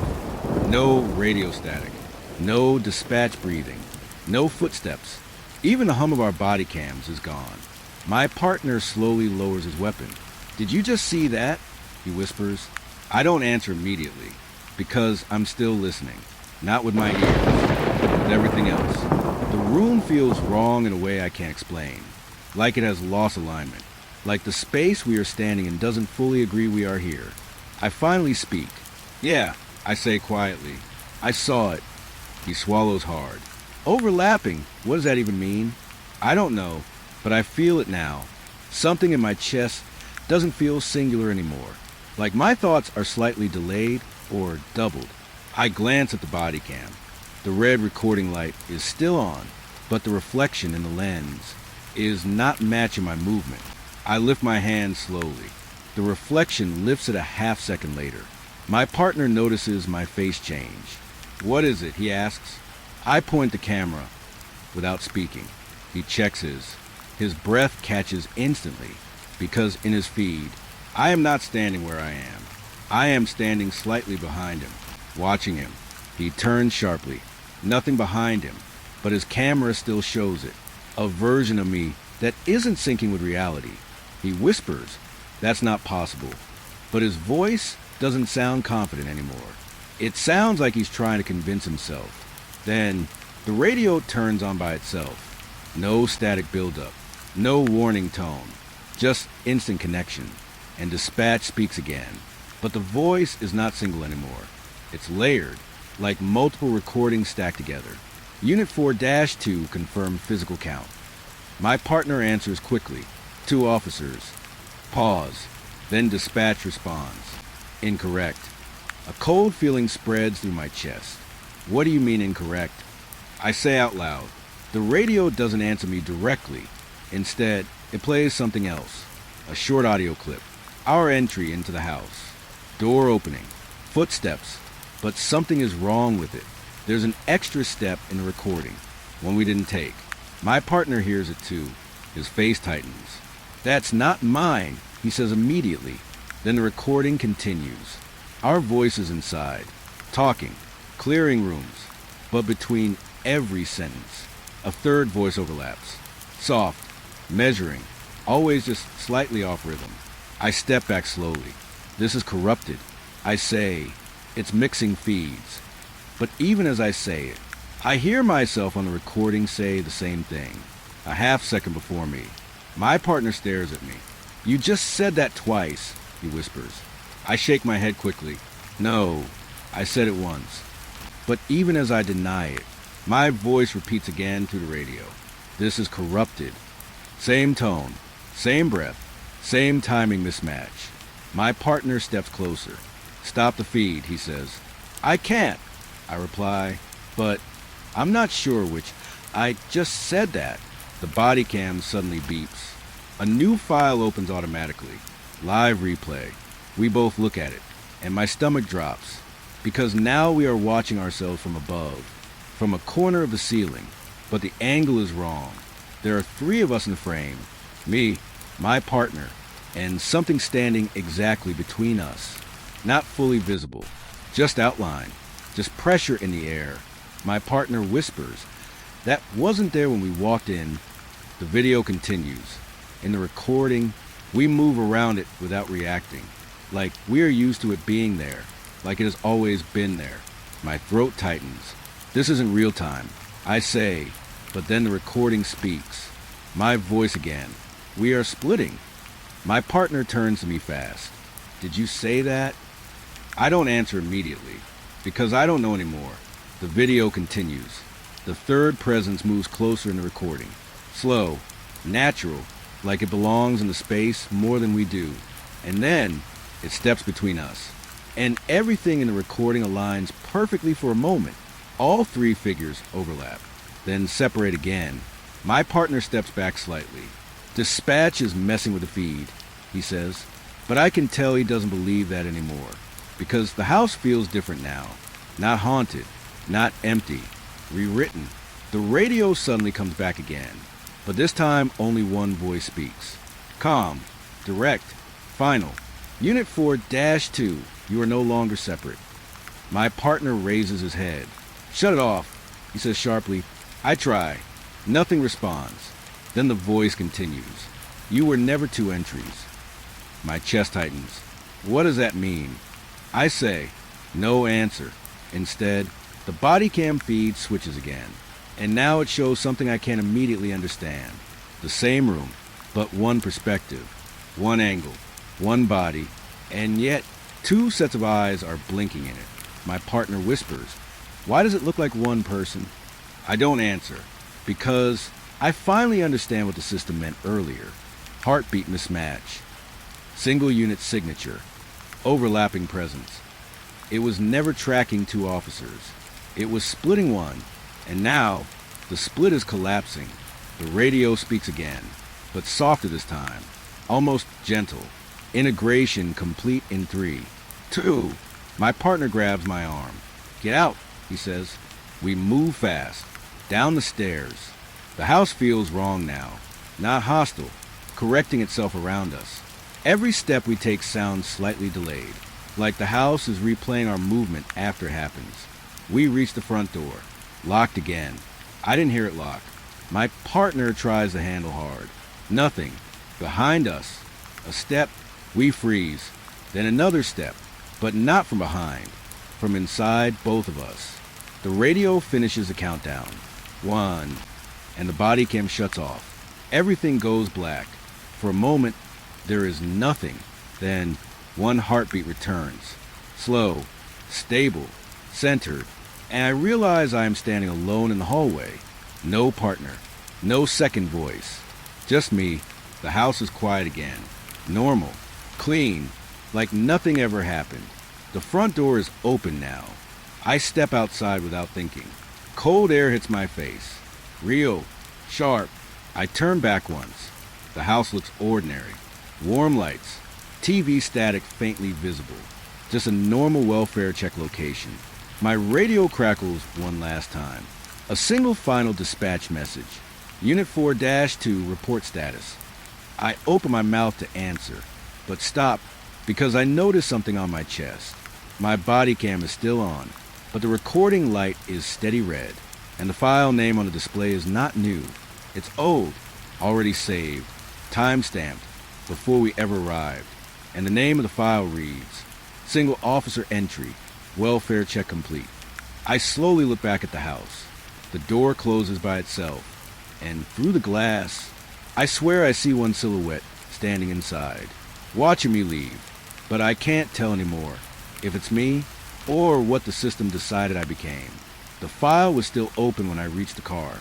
Single Officer Entry, Welfare Check Complete. My hands hovered over the radio, but I didn't touch it, because now even touching things felt like agreeing to them. The night air outside should have helped. It didn't. It felt the same as inside the house. Same pressure. Same quiet that wasn't empty. Just waiting. I looked back at the building. Warm light still on. TV still flickering static through the living room window. Everything looked normal again. Too normal. Like the house had finished correcting itself. My body cam clicked once in my pocket. Not a beep. Not a warning. Just a soft mechanical confirmation. I pulled it out slowly. The screen was active, but not recording live. It was replaying. From the beginning, welfare check dispatch, arrival at scene, front porch. But something was wrong with the footage. I watched myself knock on the door. Once, twice, then stop, and stand still for a second longer than I remembered. My partner appears beside me in the video. But in real life, I'm alone. I froze. I looked around the empty street quickly. No sign of him. No radio chatter from his unit. Nothing. I turned back the footage. Inside the recording, he was still there, standing beside me, clear as day, moving normally, speaking normally. But I wasn't reacting to him in the video, like he wasn't supposed to matter, like I had already accepted something I didn't remember agreeing to. My throat tightened. I pressed playback pause. The screen froze.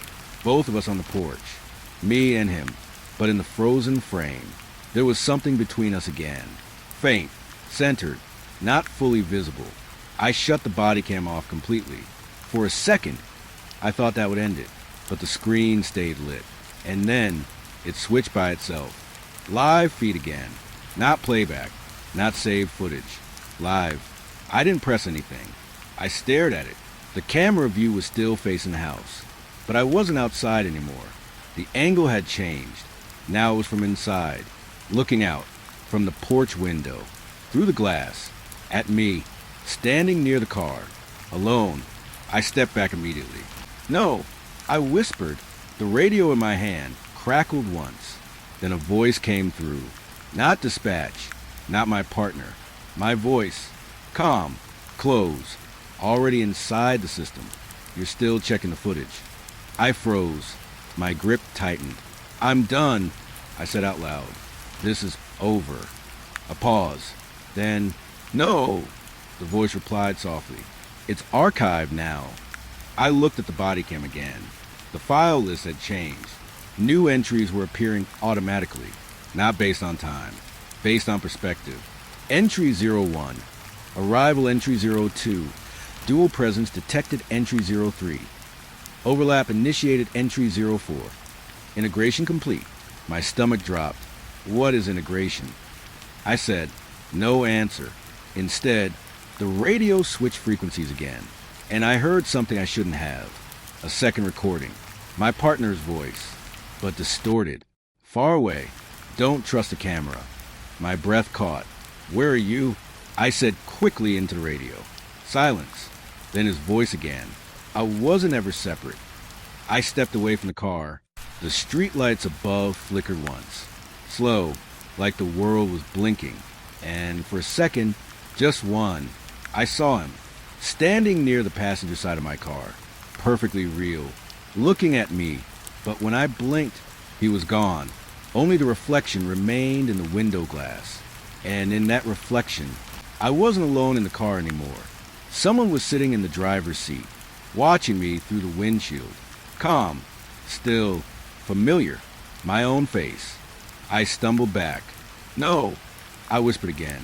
The radio clicked once more. Final message. Clear now. No distortion. No overlap. Just one voice. Mine. You finished the welfare check. I shook my head. I didn't finish anything. A pause. Then the voice continued. You always do. The body cam screen glitched again. And this time, it showed something different. Not the house. Not the porch. Not the footage. A report form. Filled out completely. Auto-generated. Signed. Approved. Filed. And at the bottom, cause of completion. Subject integrated successfully. My breathing got heavier. What subject? I whispered. The radio answered instantly. You. I dropped the body cam. It hit the ground but didn't shut off. Still recording. Still active. Still showing the house. And now, the door opened inside the live feed. Slowly. From the inside. And I saw myself again. Standing in the hallway. Watching the empty porch. Alone. But the difference this time is that I wasn't the one watching from outside anymore, because the camera angle had shifted, and I realized with slow, sinking clarity, the footage wasn't showing what I did. It was showing what the house kept. I backed away from the car. The street suddenly felt longer, quieter, like distance itself was being rewritten. My radio gave one final crackle, and the voice came through one last time. Soft, almost relieved. Unit status updated. A pause. Then, scene now occupied. I turned back toward the house. The lights inside were still warm, but now I couldn't tell if they were welcoming someone in or keeping something from leaving. And as I stood there on the empty street, my body cam light flickered once more on the ground. Still recording, still watching, still waiting for the next welfare check to begin. 3:17 a.m. That's when they brought him in. No sirens, no struggle, no noise in the parking lot. Just a single patrol unit pulling up like it was a routine stop that nobody wanted to talk about later. But the moment the back door opened, I felt it. Something was off. The prisoner didn't speak, didn't look around, didn't even react to the cuffs. He just stepped out like the car had released something it wasn't supposed to hold. My partner leaned toward me. "New intake," he asked. I checked the board. No name, no booking note, nothing pre-entered. That alone made my stomach tighten. "Looks like it," I said quietly, but it didn't feel like a normal intake. It felt like something arriving without permission. The officers walked him inside. Slow, careful, not because he was resisting, but because they weren't sure what he was. We've all seen strange cases before. Drunk detainments, mental breakdowns, people with no ID. But this was different. This was empty in a way I couldn't explain. Like the system had grabbed something it couldn't classify. I stepped forward. "Name?" I asked. No response. The prisoner didn't even look at me, just stared forward. Not at anything, not at the floor, just forward. My partner tried again. "ID." Still nothing. One of the officers, holding him side, found him walking near Route 9, he said. No wallet, no phone, no car, just standing in the middle of the road at 310. I frowned. "You ran fingerprints?" He nodded, came back blank. That should have been impossible.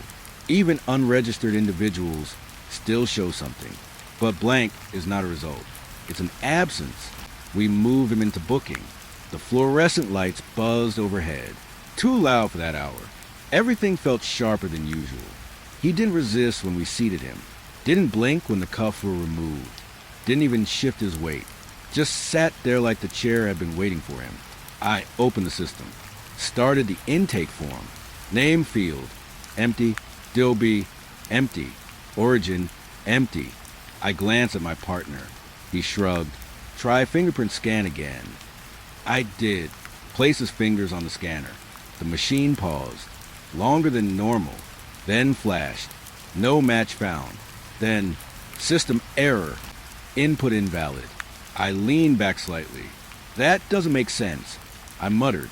My partner stepped closer. "Try alternate ID checked." I did. Face scan. The camera adjusted. Focused. Then froze. For a second too long. Then, no subject detected.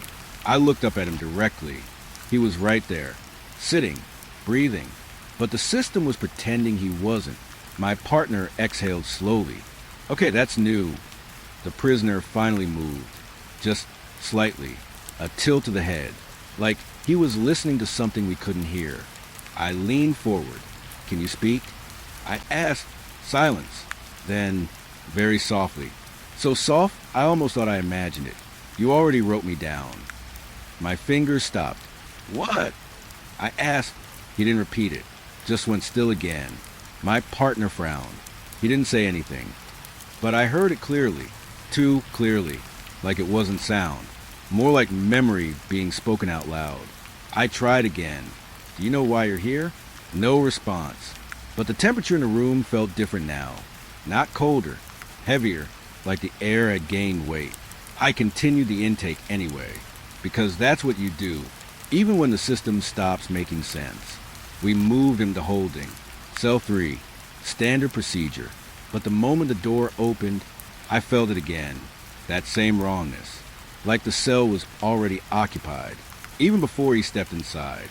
He sat down on the bench without hesitation. Still silent. Still watching nothing. My partner locked the door. Metal click echoed too long. I checked the camera feed. Cell 3. Live. Clear. Normal.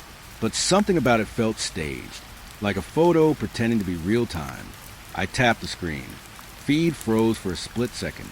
Then corrected itself. The prisoner sat still. Too still. I frowned. "Let's keep eyes on him," I said. My partner nodded. "Standard watch rotation?" "Double it." He raised an eyebrow. "Over one guy with no ID?" I didn't answer. Because I didn't have a logical reason. Only instinct. And instinct was screaming. We moved back to the desk. The clock ticked louder than usual. Every second felt stretched. Then, the first glitch happened. The camera feed flickered. Just once. A half-second blackout. My partner noticed. "Signal drop?" I checked the system. No, I said slowly. Feed is stable. We both looked back at the screen. The prisoner was still there, but something had changed. His posture was different, slightly turned, like he was now facing the camera directly. I frowned. He didn't move, I said. My partner leaned in. Maybe angle distortion. But I knew what I saw. He hadn't been facing us before. The radio on the desk crackled once. Dispatch. Unit checked. My partner answered. All secure. Intake processing ongoing. Pause. Then dispatch replied. Confirm subject visibility. I looked at the screen. Yes, my partner said. Another pause. Then dispatch said something that made my stomach tighten. We show no subject in cell 3. I leaned closer instantly. What? I whispered. My partner frowned. That's not correct, he said. We just put him in. Dispatch responded calmly. No recorded intake at 3:17. I froze. My eyes snapped to the system. Booking form. Still open. Still empty. Still refusing to finalize. But I remembered filling it. Every field. Every attempt. Every error. My partner looked at me. Tell me you see him. I nodded slowly. I see him. He exhaled. Good. But the radio crackled again. And this time the voice was different. Slightly delayed. Slightly distorted. We do not show cell 3 occupied. I felt my throat tighten. We both looked at the feed again. The prisoner was still there, but now the camera feed started to desync. His movements didn't match real time. He lifted his head. Then the feed showed it a second later, like reality was behind. My partner whispered, "That's not possible." Then the prisoner spoke again, but this time, not through the room, through the camera. "You'll lose me soon." My chest tightened instantly. What does that mean? I asked. He didn't answer me. Instead, he looked directly into the camera again, and for the first time, I noticed something behind him, inside the cell. A second shadow, not his, standing slightly off-center, too tall to belong there, and when I blinked, it was gone. The feed flickered again, this time longer, 3 seconds. When it returned, the prisoner was still sitting, but the cell door was open. My partner stood up immediately. "That door was locked," he said. I grabbed my radio. "Unit 4, cell 3 breach checked." No response. We moved fast. Down the corridor. The air felt wrong again, like it was moving against us now. We reached cell 3. Door open. Empty. No struggle. No sound. Just absence. My partner froze. He was just there. I checked inside. Bench empty. Walls clean. No sign anyone had been inside. But on the inside of the cell door, something was written. Not scratched. Not painted. Just there. Like it had always been there.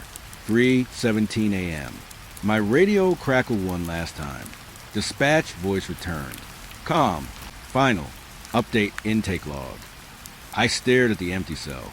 My partner whispered, "Do we log him as escaped?" I didn't answer immediately, because the system already had, and the booking screen in my hand had just auto-filled itself. Subject, not present. Status, never arrived. Time, 3:17 a.m. And beneath it, a new line was typing itself in real time, awaiting next intake. The screen didn't stop typing, even after I pulled my hand away from the keyboard, awaiting next intake. The letters appeared one by one, slow, patient, like the system wasn't finished with us yet. My partner stood frozen beside cell 3, still staring at the empty bench, like if he looked long enough, the man might decide come back. "Tell me I didn't imagine that," he said quietly. I didn't answer, because I couldn't trust my own certainty anymore. Not after the booking form erased itself. Not after the door was open without being opened. I stepped back into the corridor. The fluorescent lights above us buzzed harder now, like they were trying to decide whether to stay on or shut everything down. "Check camera logs," I said. My voice sounded too controlled, too flat, like I was reading from something instead of speaking.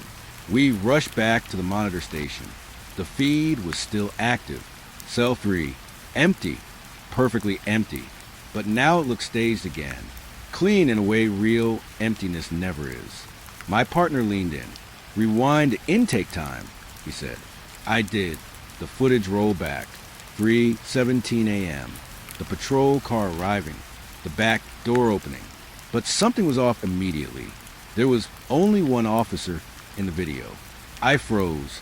"That's not right," I whispered. My partner pointed at the screen. "There were 2 units," he said quickly. "We walked him in." I nodded. "Yes." But the footage didn't agree. It only showed me, standing at intake, taking a report from nothing. No prisoner. No cuffs. Just me talking into empty air. My breathing got heavier. Fast forward, I said, "We did. Booking desk." Same thing. Me filling out forms alone. Responding to questions no one asked. My partner stepped back slightly.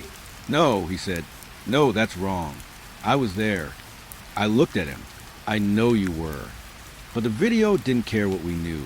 It only showed one version. Mine. We fast forwarded again.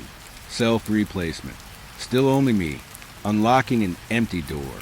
Closing an empty cell. Talking to no one.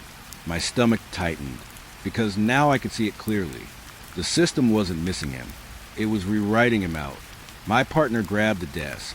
"This is corrupted footage," he said sharply. "Someone's messing with server logs." But even as he said it, his voice sounded less certain.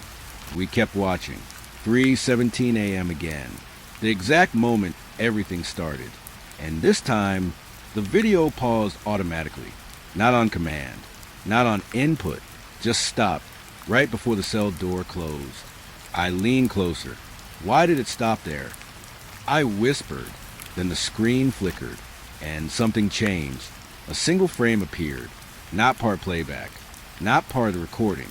An inserted image. It showed Cell 3. But now, he was inside. Sitting exactly where we remembered. Looking directly at the camera. My partner stepped back fast. "What the hell is that?" he said. I didn't answer, because the frame wasn't static. It was updating. Slowly. Like a live image trying to pretend it wasn't live. The prisoner blinked. Once. Then leaned forward slightly. And spoke. But the sound didn't come through speakers. It came through the room. "Quiet. Close. You're trying to decide if I was there."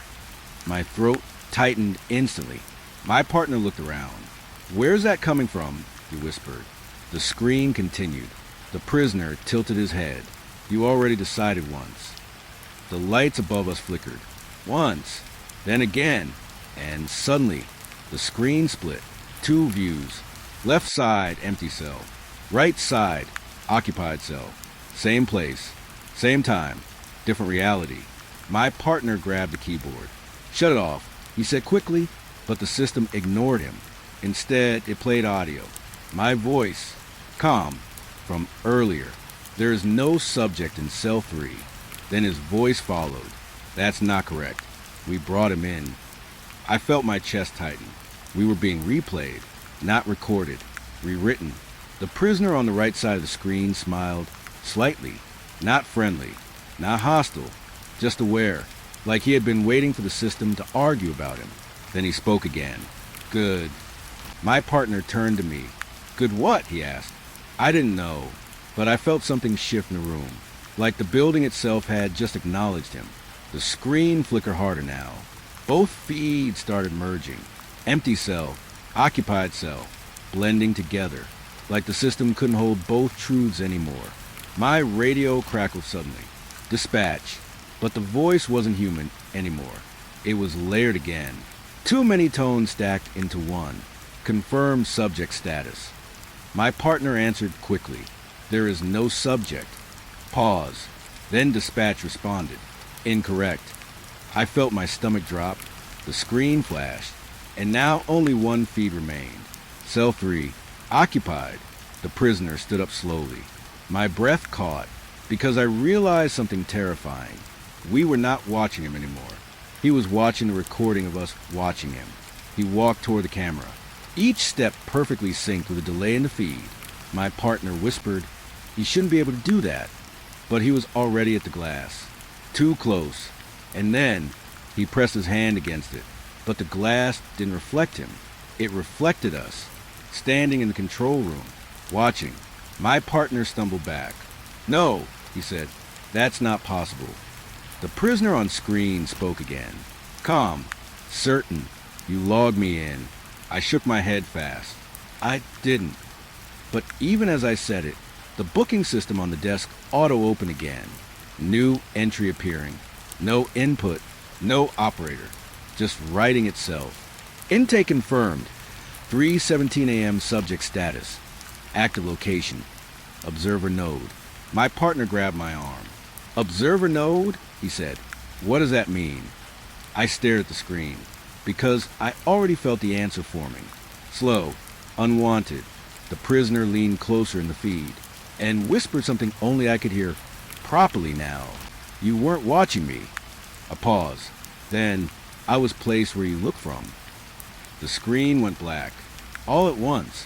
No warning. No backup feed. Just darkness.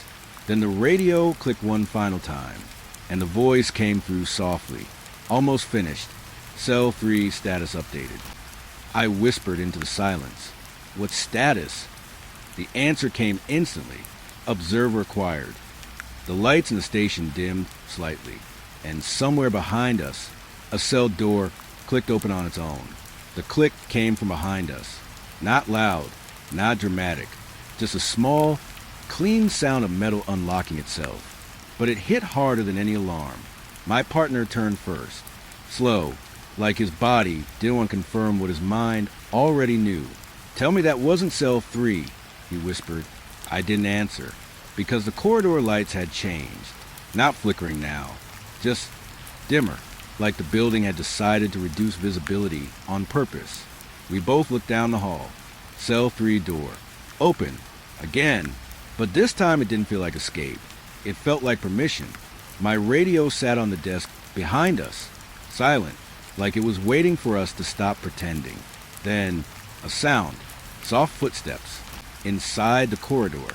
But not from cell 3. From both directions. My partner raised his flashlight. "Control room, confirm movement," he said into the radio. Nothing. No response. Just a faint electrical hum. I swallowed hard. "We didn't open that," I said quietly. My partner nodded. "I know." But his voice didn't sound steady anymore. We moved forward slowly. Each step felt delayed, like the floor was replaying us after we moved. Halfway down the corridor, the overhead light above cell 3 flickered once. Just once. And in that flash, I saw him, standing inside the cell doorway. Not fully solid. Not fully gone. Just there, like a pause frame that decided to breathe. My partner didn't see it. Or maybe he did and didn't want to admit it. "Anything?" he asked. I shook my head, but my eyes stayed locked forward, because the figure was still there, only visible when the light changed, like it existed between moments. Then the footsteps stopped, all at once. Silence dropped instantly. Too clean, too intentional. My partner whispered, "Why did it stop?" I didn't answer, because I realized something worse. It wasn't stopping. It was choosing. The radio behind us crackled again. This time no voice. Just a single tone. Long. Flat, like a system notification. Then text appeared on the nearby monitor, without anyone touching it. New status. Observation complete. My partner turned sharply. "What does that even mean?" he snapped. But I wasn't looking at the screen anymore. I was looking at cell 3, because the figure inside had moved closer. One step. That's all. But it felt like the entire hallway shifted with it. My chest tightened. "We should lock it down," I said. My partner nodded fast. Yes, lock it down." We both turned toward the control panel. But before we reached it, the radio spoke again. Not dispatch, not system. "Him. Calm. Close. You can't lock what already left." I froze. My partner looked at me instantly. "Did you just hear that?" I nodded slowly. "Yes." We turned back toward cell 3. Empty. Completely empty. No figure. No shadow. Nothing. My partner exhaled sharply. Okay, he said. Okay, so it's gone. But I didn't feel relief, because the absence felt wrong, like something had stepped out of the frame and into the room instead. The control room monitor flickered back on, automatically, without input. The feed was different now. Not cell 3, not corridor, our station. From above, security angle. My stomach tightened. Why is it showing this? My partner asked. I didn't answer, because I saw us, on the screen, standing in the hallway, looking at the monitor, but the camera angle wasn't fixed. It was moving, slowly circling us, like someone was walking around us in real time. My partner stepped back. That camera doesn't move, he said. I nodded. I know. The feed zoomed in slightly, and then a third presence appeared in the frame. Not behind us, not in front. Between us, exactly centered. My breathing stopped, because now I understood. This wasn't a camera anymore. It was perspective, and we were inside it. My partner whispered, "We need to leave." I agreed immediately. We turned toward the exit, but the hallway outside the control room was no longer aligned with the station layout. It was longer, too long, like it stretched further than the building should allow. Light space too far apart, shadows deeper than they should be. My partner stopped. "This isn't right," he said. I nodded. Nothing about this is right. Then, footsteps again. Behind us. We turned fast. Nothing there, but the sound continued, now from the side, then above, then inside the walls. My radio suddenly turned on by itself. Final system alert. Observer relocation initiated. My partner looked at me sharply. "Relocation to what?" he asked. I didn't answer, because the answer was already forming in the monitor behind us. We turned back slowly. The screen now showed a single sentence. Location updated. Cell 3 origin node. My throat tightened. What does that mean? I whispered. The monitor flickered, and then the feed changed one last time. It showed us, not in the station, not in the corridor, but inside Cell 3, standing, waiting, looking directly into the camera. My partner stepped back in panic. "No, no, no," he muttered, but I couldn't move, because the version of us on the screen wasn't reacting either. They just stood there, still, calm, like they had accepted something we hadn't yet understood. Then the voice came again, from everywhere now. Not speakers, not radio, just presence. You were never guards. My breathing got heavier. The lights in the station dimmed further. My partner whispered. What were we then? The answer came instantly. Placement. The word hit wrong, like it didn't belong to language. Then a door slammed somewhere deep in the building. Not behind us, not in front, inside the structure itself. Like something had just finished taking its position. My partner grabbed my arm. "We're leaving," he said firmly. I nodded. We ran, down the corridor, but the hallway stretched again, longer than before, doors repeating, cells multiplying, each one labeled 3, each one open, each one empty, except one, at the far end, a single silhouette standing still, watching us, not moving, just waiting. My partner slowed. "Tell me that's not him again." I didn't answer, because I knew now it wasn't coming back. It never left. And as we stood there in that endless hallway of Cell 3S, the radio gave one final message. Calm. Final. Observer relocated successfully. A pause. Then, awaiting next intake. And behind us, a new cell door unlocked. The radio shouldn't have had that channel. That's the first thing I noticed. No label. No frequency ID. No static marker. Just a clean, empty slot sitting inside the system like it had always been there, waiting to be found. I shouldn't have clicked it, but I did. And the moment I did, the room got quieter. Not sound-wise, signal-wise. Like everything else in the station stopped competing for attention. My partner was across the desk, flipping through paperwork. "New dispatch line?" he asked without looking up. I hesitated. "Not listed," I said. That made him pause. He looked over. Not listed how? I turned the monitor slightly. The frequency was still there, unregistered, unnamed, just pulsing faintly like it was active without permission. He leaned in. That's not in the system, he said immediately. I know. He frowned. Try disabling it.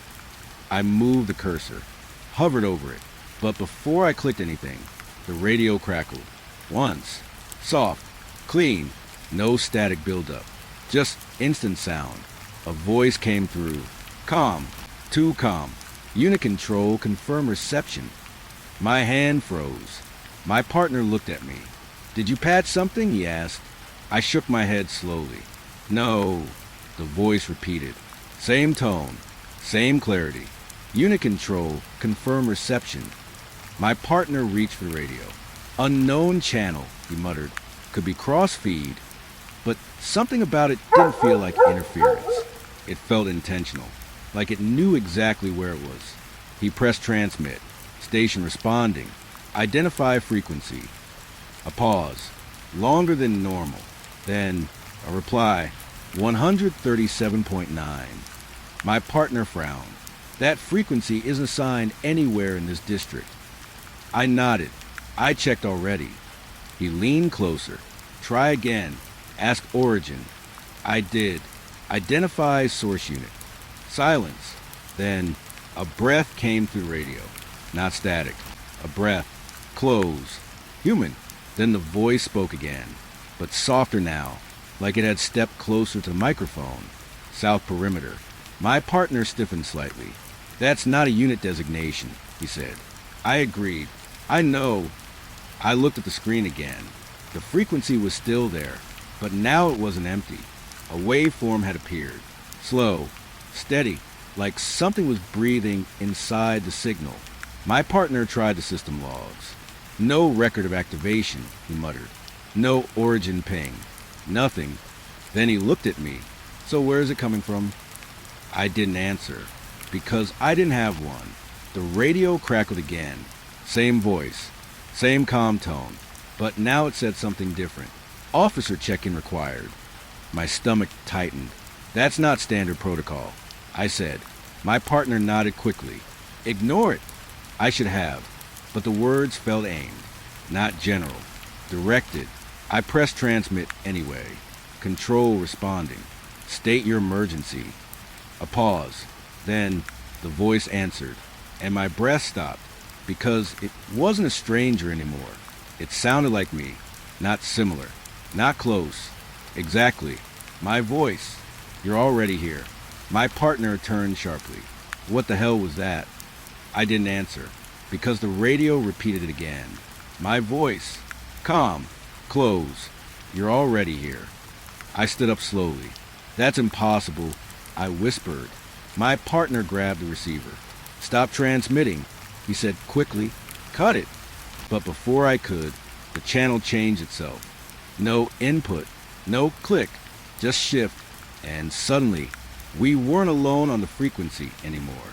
A second voice came through, broken, older, panicked. Do not respond to 137.9. My partner froze. That's a distress call, he said immediately. I leaned closer. The voice continued. We lost control of the channel. It listened back. A chill ran down my spine. What does that mean? I whispered. Without input. The feed was different now. Not cell 3. Not corridor. Our station. From above. Security angle. My stomach tightened. Why is it showing this? My partner asked. I didn't answer. Because I saw us. On the screen. Standing in the hallway. Looking at the monitor. But the camera angle wasn't fixed. It was moving. Slowly circling us. Like someone was walking around us in real time. My partner stepped back. That camera doesn't move, he said. I nodded. I know. The feed zoomed in slightly. And then, a third presence appeared in the frame. Not behind us. Not in front. Between us, exactly centered. My breathing stopped, because now I understood. This wasn't a camera anymore. It was perspective, and we were inside it. My partner whispered, "We need to leave." I agreed immediately. We turned toward the exit, but the hallway outside the control room was no longer aligned with the station layout. It was longer, too long, like it stretched further than the building should allow. Light spaced too far apart, shadows deeper than they should be. My partner stopped. "This isn't right," he said. I nodded. Nothing about this is right. Then, footsteps again. Behind us. We turned fast. Nothing there, but the sound continued, now from the side, then above, then inside the walls. My radio suddenly turned on by itself. Final system alert. Observer relocation initiated. My partner looked at me sharply. "Relocation to what?" he asked. I didn't answer, because the answer was already forming in the monitor behind us. We turned back slowly. The screen now showed a single sentence. "Location updated. Cell 3 origin node." My throat tightened. What does that mean? I whispered. The monitor flickered, and then the feed changed one last time. It showed us, not in the station, not in the corridor, but inside Cell 3, standing, waiting, looking directly into the camera. My partner stepped back in panic. "No, no, no," he muttered, but I couldn't move, because the version of us on the screen wasn't reacting either. They just stood there, still, calm, like they had accepted something we hadn't yet understood. Then the voice came again, from everywhere now. Not speakers, not radio, just presence. You were never guards. My breathing got heavier. The lights in the station dimmed further. My partner whispered. What were we then? The answer came instantly. Placement. The word hit wrong, like it didn't belong to language. Then, a door slammed somewhere deep in the building. Not behind us, not in front, inside the structure itself. Like something had just finished taking its position. My partner grabbed my arm. "We're leaving," he said firmly. I nodded. We ran, down the corridor, but the hallway stretched again, longer than before. Doors repeating, cells multiplying, each one labeled 3, each one open, each one empty, except one, at the far end, a single silhouette standing still, watching us, not moving, just waiting. My partner slowed. "Tell me that's not him again." I didn't answer, because I knew now it wasn't coming back. It never left. And as we stood there in that endless hallway of Cell 3S, the radio gave one final message. Calm. Final. Observer relocated successfully. A pause. Then, awaiting next intake. And behind us, a new cell door unlocked. The radio shouldn't have had that channel. That's the first thing I noticed. No label. No frequency ID. No static marker. Just a clean, empty slot sitting inside the system like it had always been there, waiting to be found. I shouldn't have clicked it, but I did. And the moment I did, the room got quieter. Not sound-wise, signal-wise. Like everything else in the station stopped competing for attention.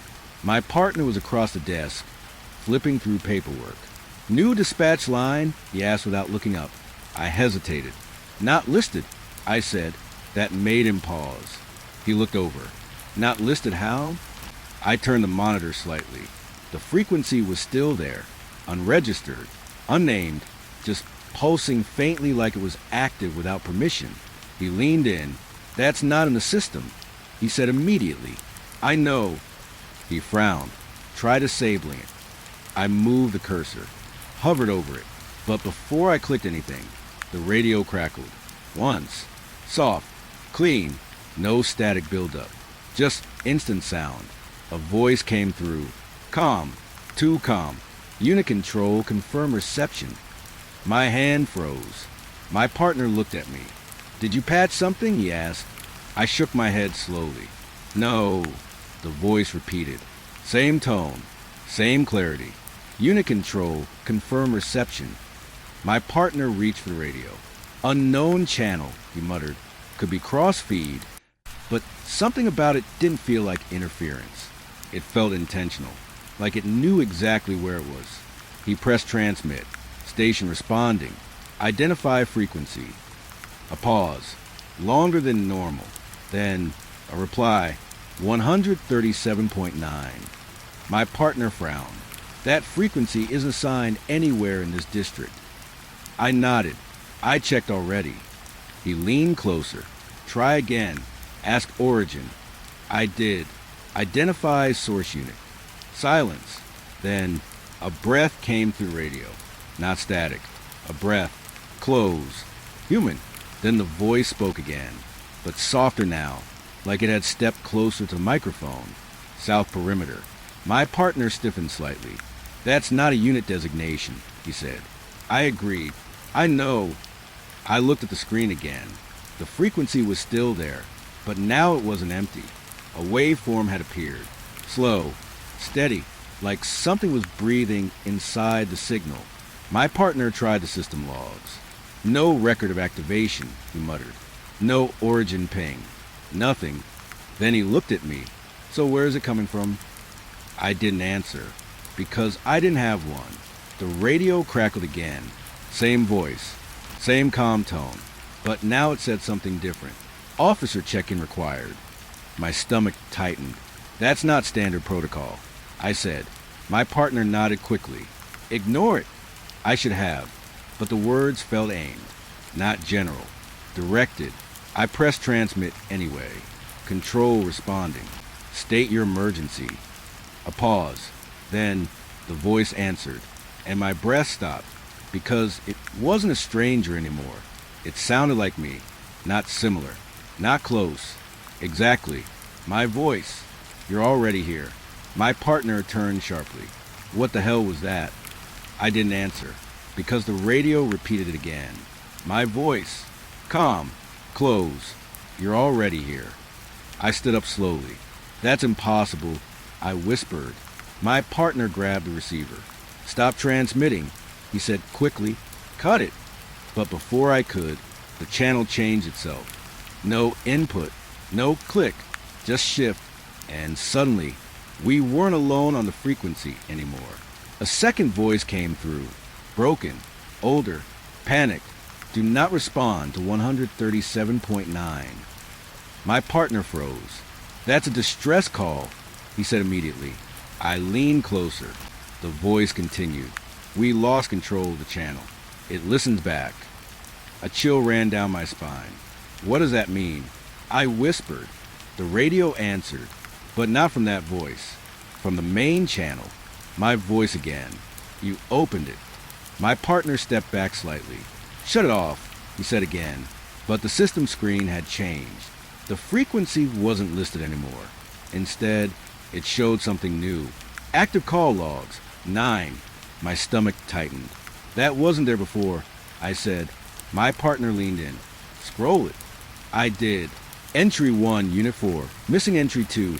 Unit 7. No contact Entry 3. Dispatch operator. Absent Entry 4. Unknown officer. Logged offline. My breathing slowed. These are old cases, my partner said, but the time stamps weren't old. They were current. Updating live. Then the radio exploded with sound. Not static. Voices. Multiple. Overlapping. All speaking at once. Do not respond. It hears through return signal. Cut the line. He is already transmitting. My hands went cold. Who is he? I whispered. The radio answered instantly. My voice. Soft. Right beside me. You are. My partner grabbed my shoulder. Stop talking to it, he said sharply. But I couldn't, because the channel wasn't external anymore. It felt inside the room. Inside my head. The waveform on the screen started changing.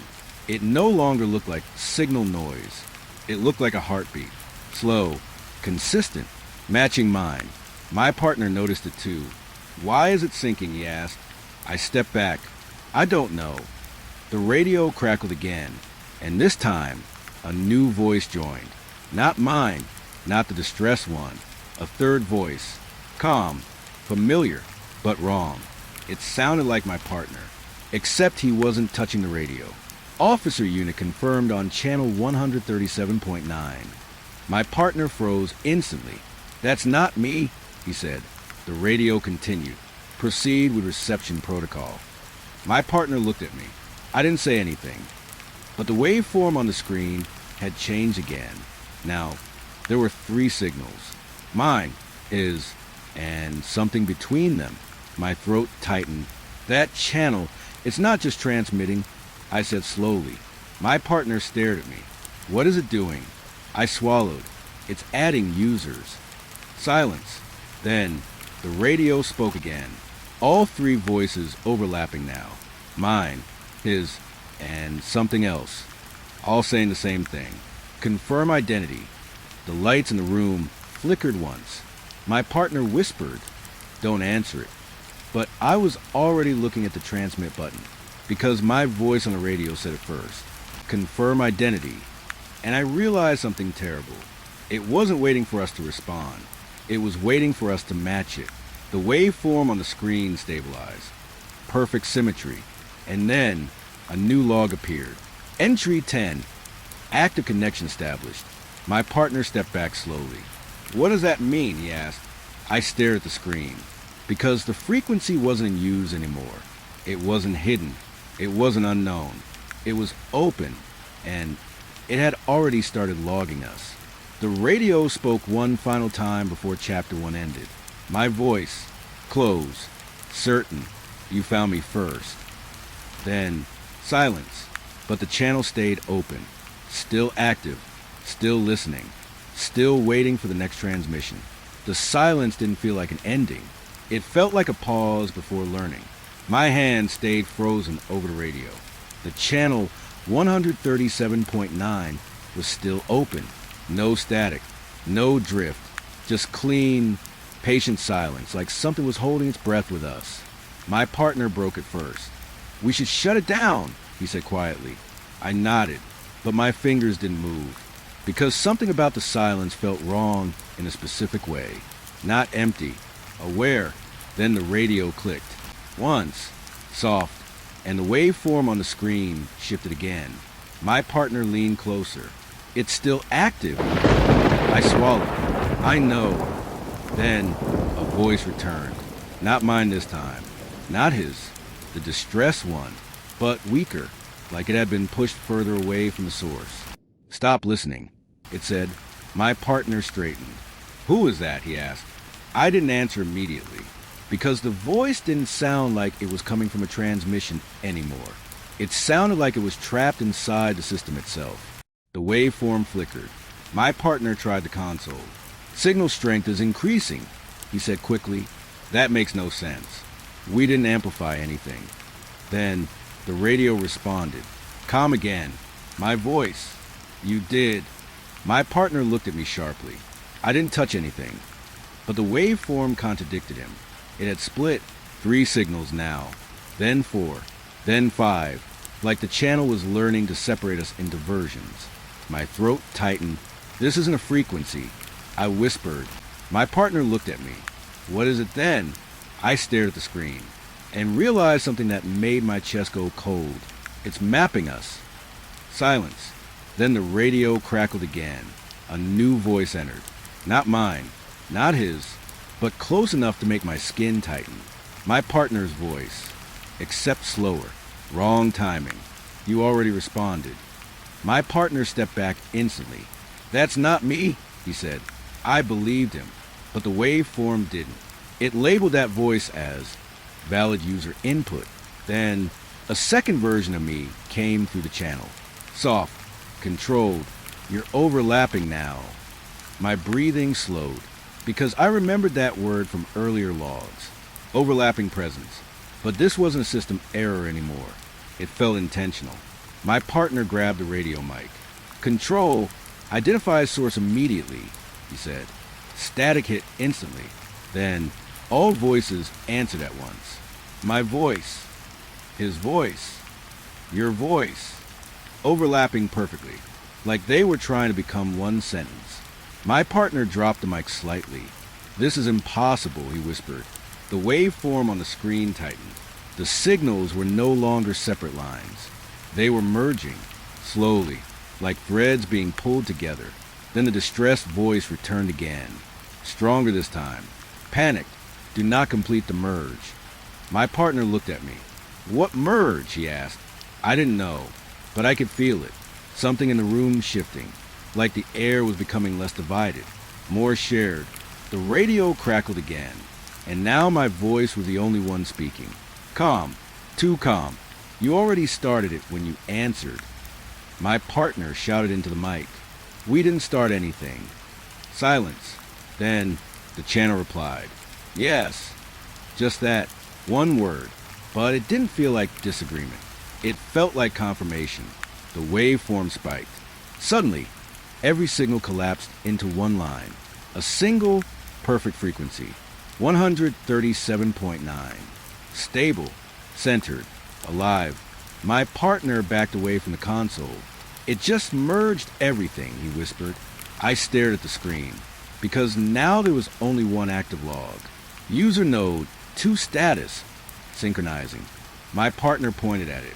There are 2 of us, he said quickly. That's all.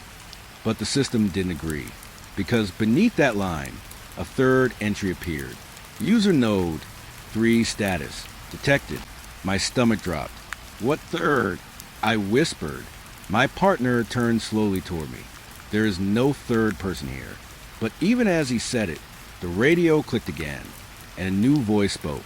Not from the speaker, not from the system, from right between us. Soft, close. Now there is... The lights flickered, once, then stayed dim, and in that dimness, I noticed something wrong with my partner's shadow. It wasn't matching him anymore. It was slightly delayed, like it was reacting after he moved.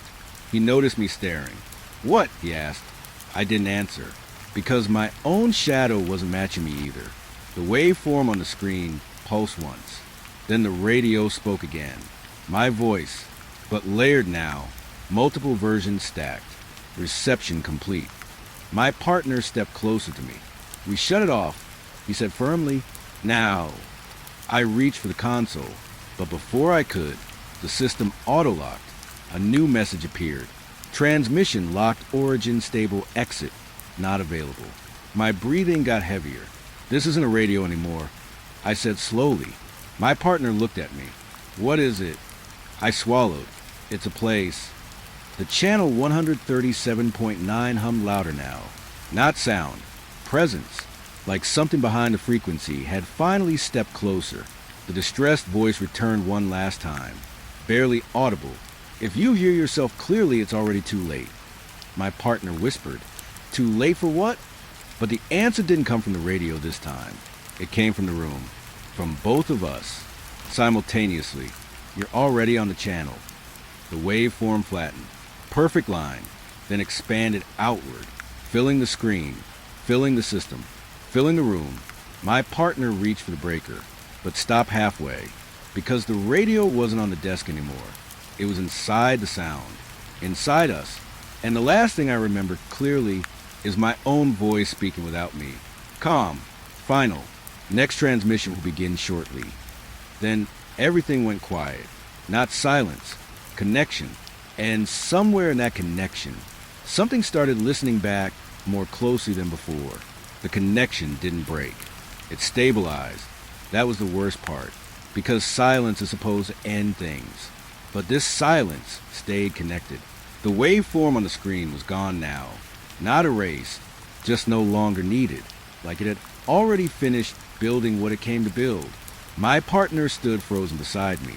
It's still on, he whispered. I nodded slowly. I can feel it. That's the only way I can describe it. Not sound, not signal. Something in the air had changed weight, like the room now had a second layer we couldn't step out of. The radio sat dead on the desk, but I knew it wasn't off. I could tell, because my thoughts didn't feel private anymore. They felt echoed. My partner reached for the console again. No logs, he said quickly. Nothing. It's like the system reset itself. I looked at the screen. He was right. Everything was clean. Too clean. Even the previous entries were gone. No 137.9 history. No call record. No activation trace. Just a blank system like nothing had ever happened. But my chest felt tight anyway, because I remembered it too clearly to doubt it. My partner exhaled sharply. Okay, he said. Okay, maybe it was a glitch. We close it, report it, move on. He sounded relieved. I wish I could have believed him. Then the printer started. We both turned instantly. Slow mechanical clicking. Paper feeding. No command issued. No print request. Just output. My partner stepped closer. I didn't send anything. The paper slid out. One sheet. Then another. Then a third. I reached for it first. My hand was slightly shaking. The top page read, 137.9 active session report. My stomach dropped instantly. My partner leaned in. That's impossible, he said, but the pages kept printing. Page 2, user node synchronization complete. Page 3, primary operator confirmed. I stopped reading because I saw the next line before it fully printed. My name, typed cleanly across the page. Not handwritten, not guessed, confirmed. My partner grabbed the paper from my hand. This is you, he said quietly. I shook my head. No. But even as I said it, the printer stopped, and the radio spoke again. From nowhere, from everywhere. My voice, calm, perfectly calm. You accepted the channel. My partner turned toward me sharply. I didn't accept anything, I said quickly, but the room didn't respond to my words anymore. It responded to timing, and I realized something horrifying. Every time I spoke, the radio spoke first. Then I followed. My partner stepped back slightly. You hear that too, right? He asked. I nodded. Yes.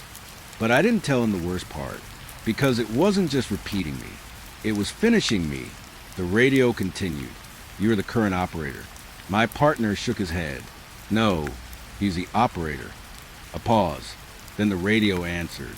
No, just that. One word. But it felt final. The lights in the station flickered once, then dimmed slightly. Not blackout. Adjustment. Like the building was correcting its brightness to match something else. My partner looked around. This is getting worse, he said. I didn't answer, because I was watching the monitor again. The system had reopened by itself. New screen. No input. No login required. And there it was. A live log. Active session 137.9. Status maintained. Then a new line appeared, slowly typing itself. Operator ID. Confirmed. My partner leaned closer. What operator? He whispered. I didn't move, because I knew what was coming before it finished typing. My name appeared again, but this time, it wasn't just listed. It was highlighted, active, real time. My partner grabbed my shoulder. Step away from the system, he said firmly. I did, but the screen didn't change, because the system wasn't tracking proximity anymore. It was tracking presence. The radio crackled again, but this time the voice wasn't just mine. It was layered with something else. Something that sounded like every version of me that could have answered differently. You are now responsible for incoming transmissions. My partner frowned. Incoming what? He asked. But I already knew, because the channel wasn't listening anymore. It was sending. The radio burst suddenly. Not static, not interference. A full transmission. A distress call. Clear, sharp, panicked. Unit 12, respond. My partner froze. That's a field unit, he said quickly. We don't have anyone out. But the voice continued. Officer down. Repeat, officer down.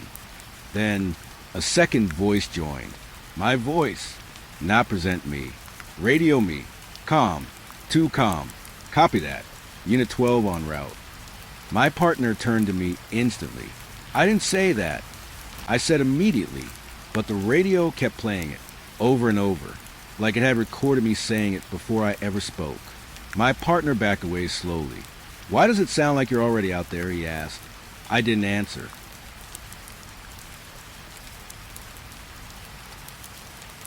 But this time, they sounded exactly like ours. The footsteps didn't rush in. They matched us. That was the first thing my mind couldn't accept. Same rhythm, same weight, same hesitation. Like whatever was coming down the hallway had studied how we moved and decided not to break the pattern. My partner backed up slowly. Tell me you hear that too, he whispered. I nodded, but I didn't say anything else. because if I spoke, I was scared it would answer with my voice again. The hallway feed on the monitor flickered once, then stabilized, and what I saw made my stomach drop. 2 figures, standing just outside the control room door, not breaking in, not forcing entry, just waiting, like they were already allowed inside, and we just hadn't finished noticing it yet. My partner lifted his flashlight. "Identify yourself," he shouted. Silence. Then a response, not from outside, from the radio, from me, calm, perfectly steady, already identified. My partner turned sharply toward me. "That wasn't you," he said quickly, but I could feel it now. The overlap wasn't in the system anymore. It was in us. The door handle turned slowly. No urgency, just confirmation. Click. The door opened, and for a moment, nothing happened. Just air, just silence, just the feeling that something had crossed the threshold without needing to be seen.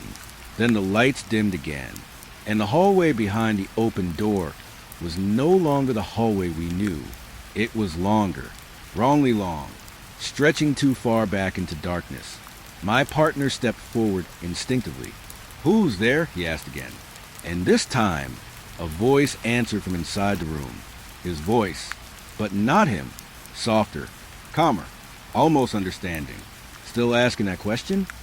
My partner froze. "I didn't say that," he whispered. I looked at him. "I know," because I could see it now. His shadow on the floor wasn't matching his movement anymore. It lagged behind, just slightly, like it was learning how to stay attached. The radio crackled again, and this time the system didn't just speak.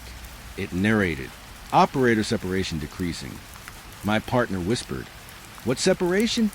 I didn't answer immediately, because I realized the truth was worse than merging. We weren't becoming one.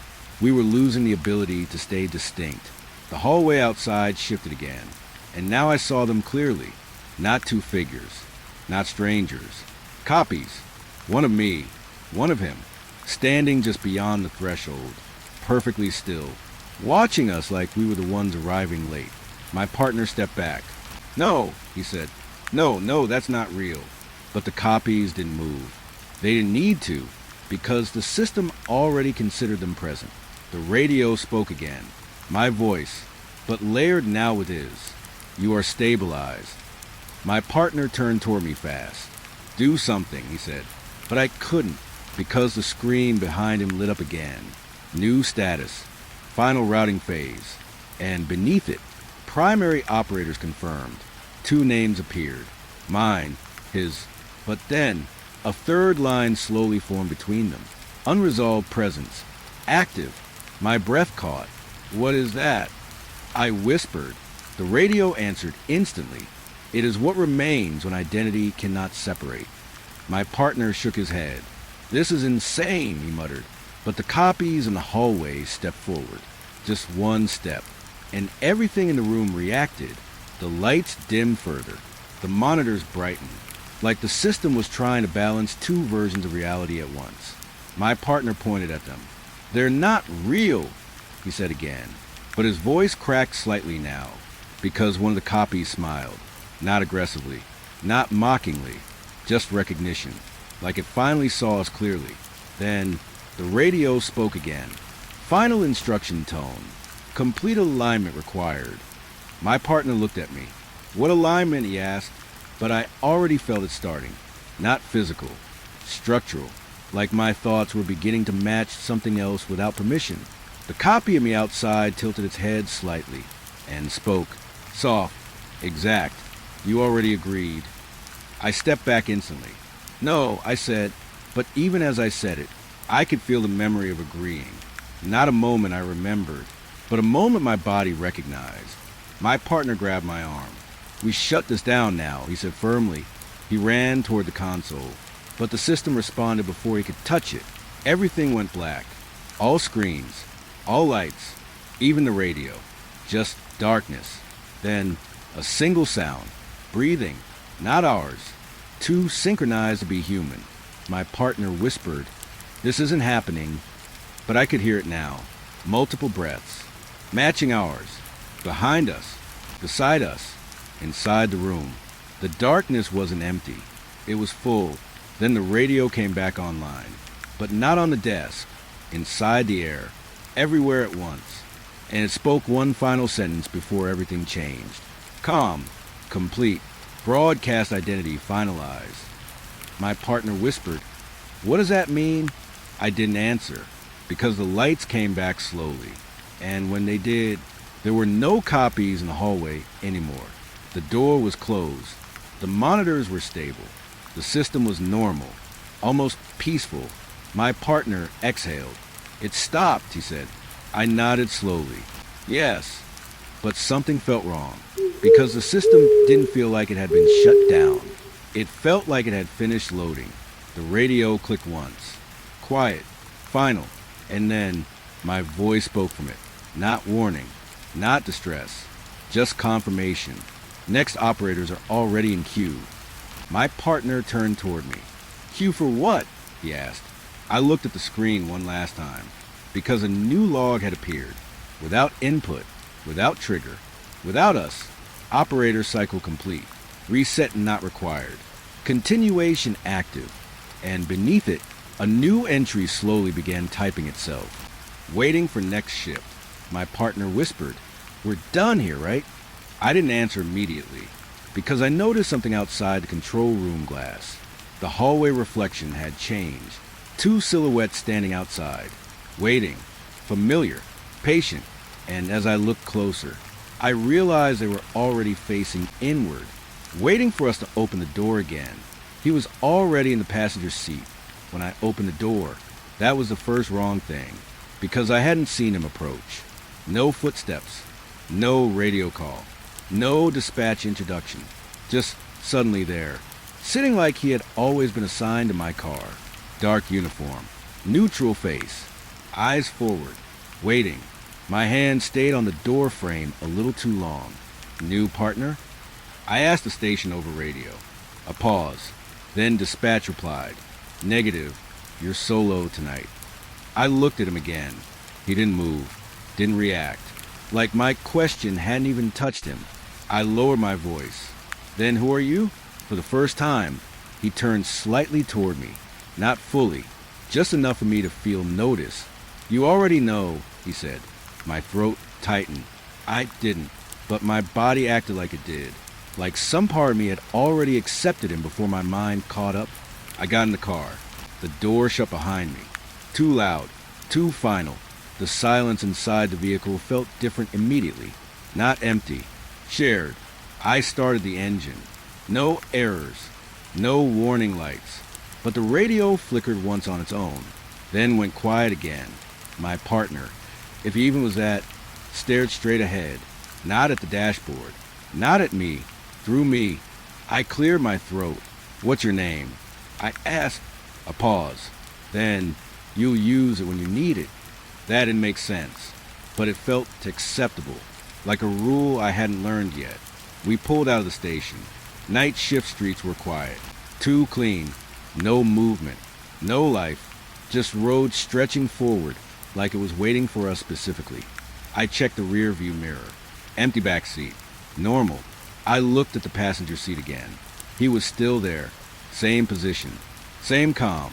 But something in the reflection bothered me, because in the mirror, the passenger seat looked slightly darker, like something was sitting there that didn't fully render. I blinked. It corrected. Normal again. I gripped the steering wheel tighter. "You know the route?" I asked. He nodded once. "That's new," I said. A faint pause. Then, "I know where it starts." That sentence stuck in my head longer than it should have. Where it starts, not where it goes. We got the first call 10 minutes later. Domestic disturbance. Routine. Normal. Except I hadn't even finished reading the dispatch before he spoke. "Cancel that," he said quietly. I frowned. "What?" He didn't look at me. "It's cleared." My radio crackled immediately. "Unit 12 disregard call. Situation resolved." I froze. "That was just sent," I said. He nodded. "I know." I glanced at him sharply. "How do you know that?" He finally turned toward me, and for the first time, I noticed something I shouldn't have. His eyes weren't reflecting dashboard light. They were absorbing it. Not dark, not human dark, just missing return. Because it already happened, he said. A chill moved down my spine. We drove on. Second call came faster. Suspicious activity. Warehouse district. This time, I didn't even look at the screen immediately, because I was waiting, and he still spoke first. Don't respond, he said. I tightened my grip. Why? He paused. Then, because we're already there. My heart dropped slightly. I looked up. We were still driving, but the street outside was wrong. Same warehouse district, same broken lights. But the car headlights were already illuminating a scene we hadn't reached yet, like the road was arriving before us. I pressed the brakes instinctively. The car slowed, but the view outside didn't. It stayed ahead. A version of us was visible in the distance, parked, standing outside the car, talking. I froze. That's not possible, I whispered. He didn't answer, because he was watching it too. Watching us. We passed it, or it passed us. I couldn't tell which. And for a second, I saw the other me turn his head, just slightly, like he noticed us watching. Then we were past it. Empty road again. No car ahead. No figures. Just silence. My breathing felt too loud. What is happening? I asked. He didn't respond immediately. Then, overlap, he said. I frowned. Overlap of what? He finally looked at me directly. Shift. That word didn't belong to anything I understood. We drove in silence after that, but the feeling didn't leave. It grew, like something was slowly sinking itself with our movement. Next call came. High priority. Officer assistance required. My radio didn't even finish the tone before he spoke. Don't go, he said. I laughed nervously. We don't ignore assistance calls. He turned slightly toward me. You do when they're already resolved. My radio crackled. Then, unit reporting. Situation handled. No response needed. I blinked. That's not us, I said quickly, but the voice that followed was mine. Calm. Professional. Copy. Situation resolved. I stopped the car. Completely. My hand stayed on the wheel. What the hell is this? I whispered. He didn't look surprised. That scared me more than anything, because he already knew. We sat there for a moment. No movement outside. No sound inside. Then he spoke again. You're not the first run. I looked at him sharply. What does that mean? He stared forward again, like he was watching something I couldn't see.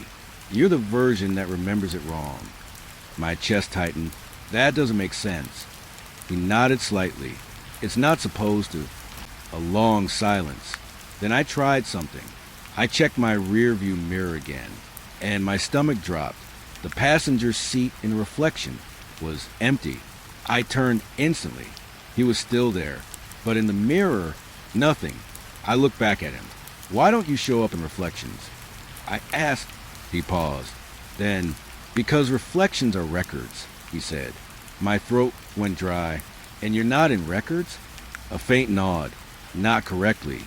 That answer didn't help. It made everything worse. The radio suddenly hissed.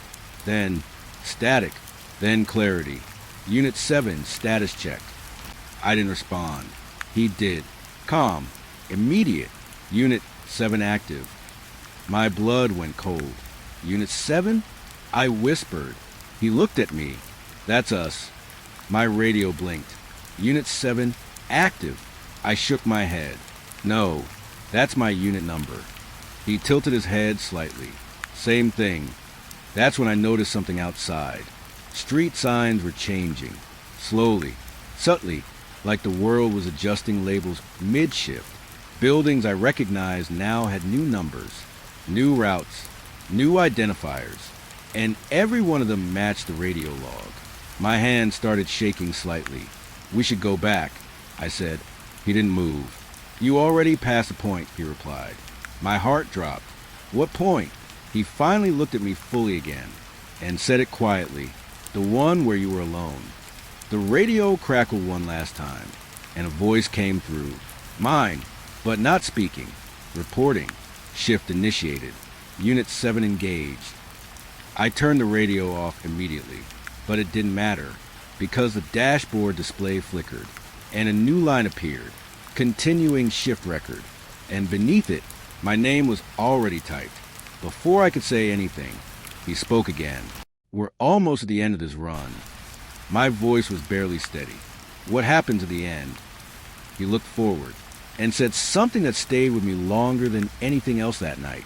You disappear into what you recorded, and the road ahead started to look like it already remembered us driving it.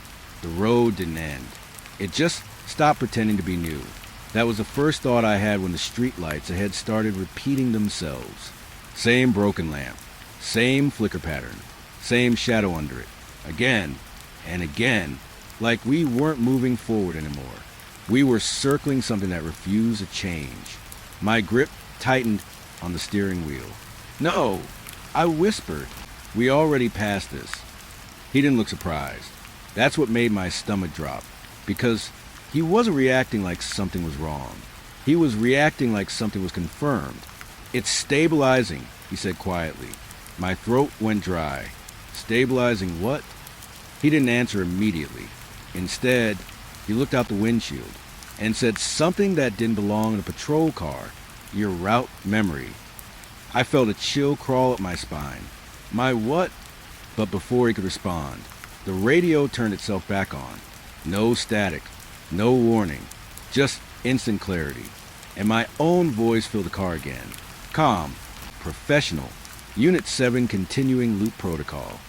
I slammed the radio off. Hard. Silence returned. But it didn't feel like silence anymore. It felt like something paused mid-sentence. My breathing got heavier. This is not real, I said out loud. He finally turned toward me, and for the first time, he looked almost tired. It is, he said softly. I shook my head. No, roads don't loop like this. Calls don't repeat. Systems don't talk back. He nodded slightly. They do when you're inside them. That sentence hit wrong. Deep wrong. Like it didn't just describe the situation. It described me inside it. The car passed the same intersection again. Same broken traffic sign. Same dented pole. Same graffiti mark.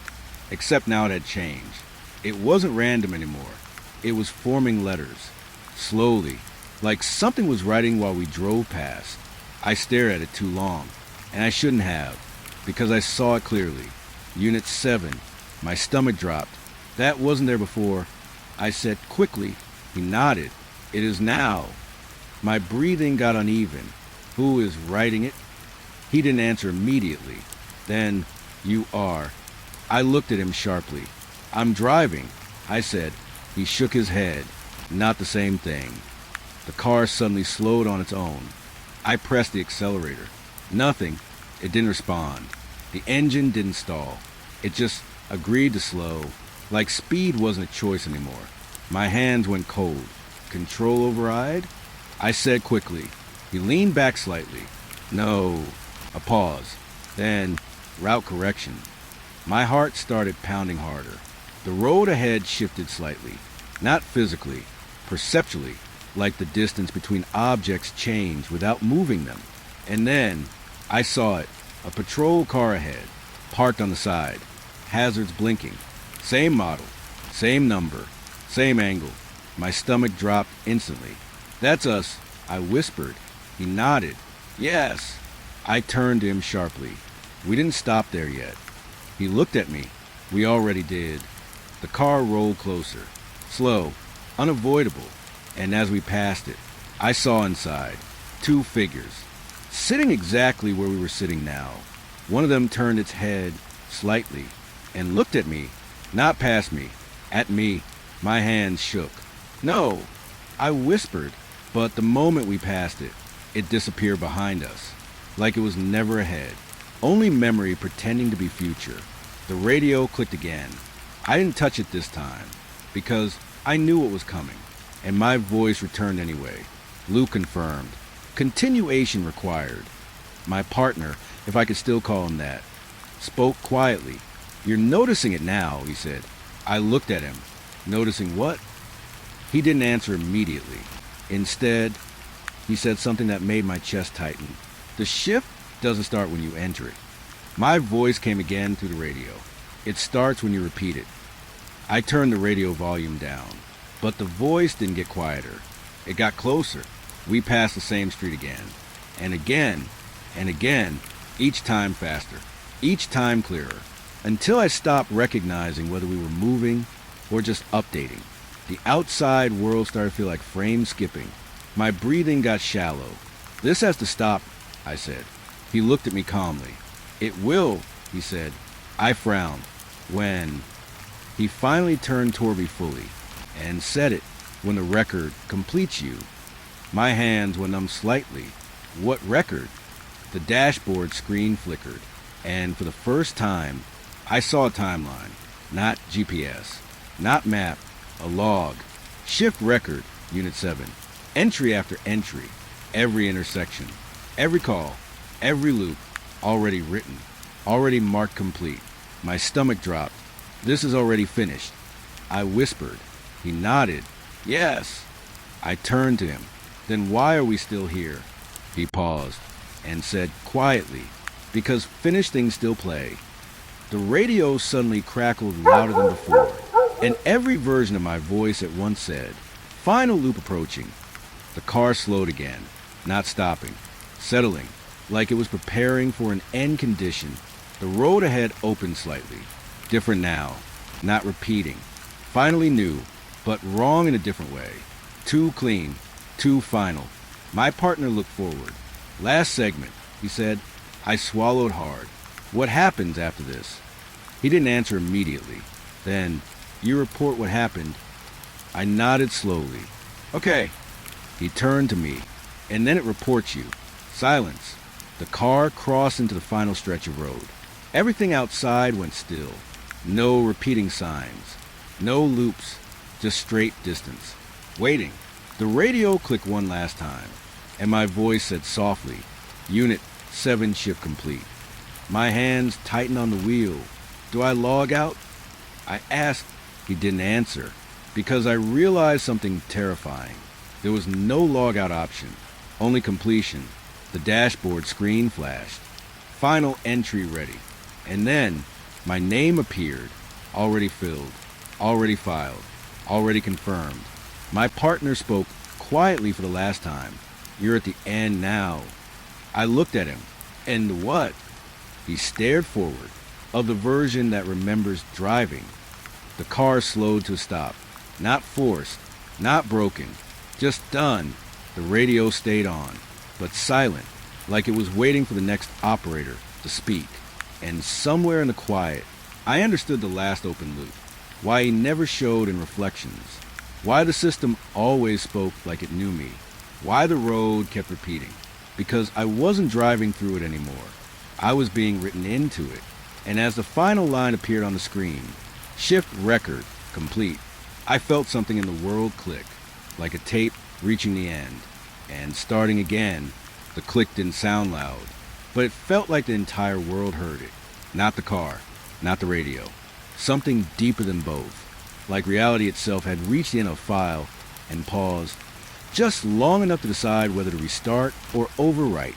The dashboard screen went black. For a second, I thought it was over. Then the words returned, slowly, one line at a time. Shift record. Saved. My hand stayed on the wheel, but I wasn't gripping it anymore. I was just remembering that I used to. Beside me, he didn't move, didn't speak, didn't even breathe in a way I could trust was real anymore. The road outside was still, too still. No motion, no distance shift, no looping intersections. Just a straight, empty stretch that felt like it was waiting for permission to continue existing. Then the radio turned itself on again. No static, no build-up, just presence. And my voice came through, not from the speaker, from the car, from everywhere inside it at once. Final verification required. My throat tightened. What verification? I whispered. The voice didn't answer me directly. It answered the system. Confirm operator continuity. My partner finally spoke. Quiet, careful. You're still talking to it, he said. I shook my head slightly. No, it's talking to me. The dashboard flickered again, and a new screen appeared. Notification. Shift end process. 2 options, but neither looked like options. 1. Continue record. 2. Become record. My stomach dropped. That's not a choice, I said. He nodded slowly. No. A pause. Then, it's a classification. My breathing got shallow. Outside the windshield, the road started to change again. Not looping this time. Not repeating. Compressing, like distance was folding inward instead of stretching outward. The streetlights ahead dimmed one by one. Not turning off, just stepping back, making space for something arriving. The radio crackled softly, and my voice spoke again. Closer, calmer. You've reached the final checkpoint. My partner turned slightly toward me. This is where it ends, he said. I looked at him, and if we don't choose? He didn't answer immediately. Then, you already did. The dashboard screen flashed, and suddenly, I remembered, not everything, just fragments, moments I didn't place in order.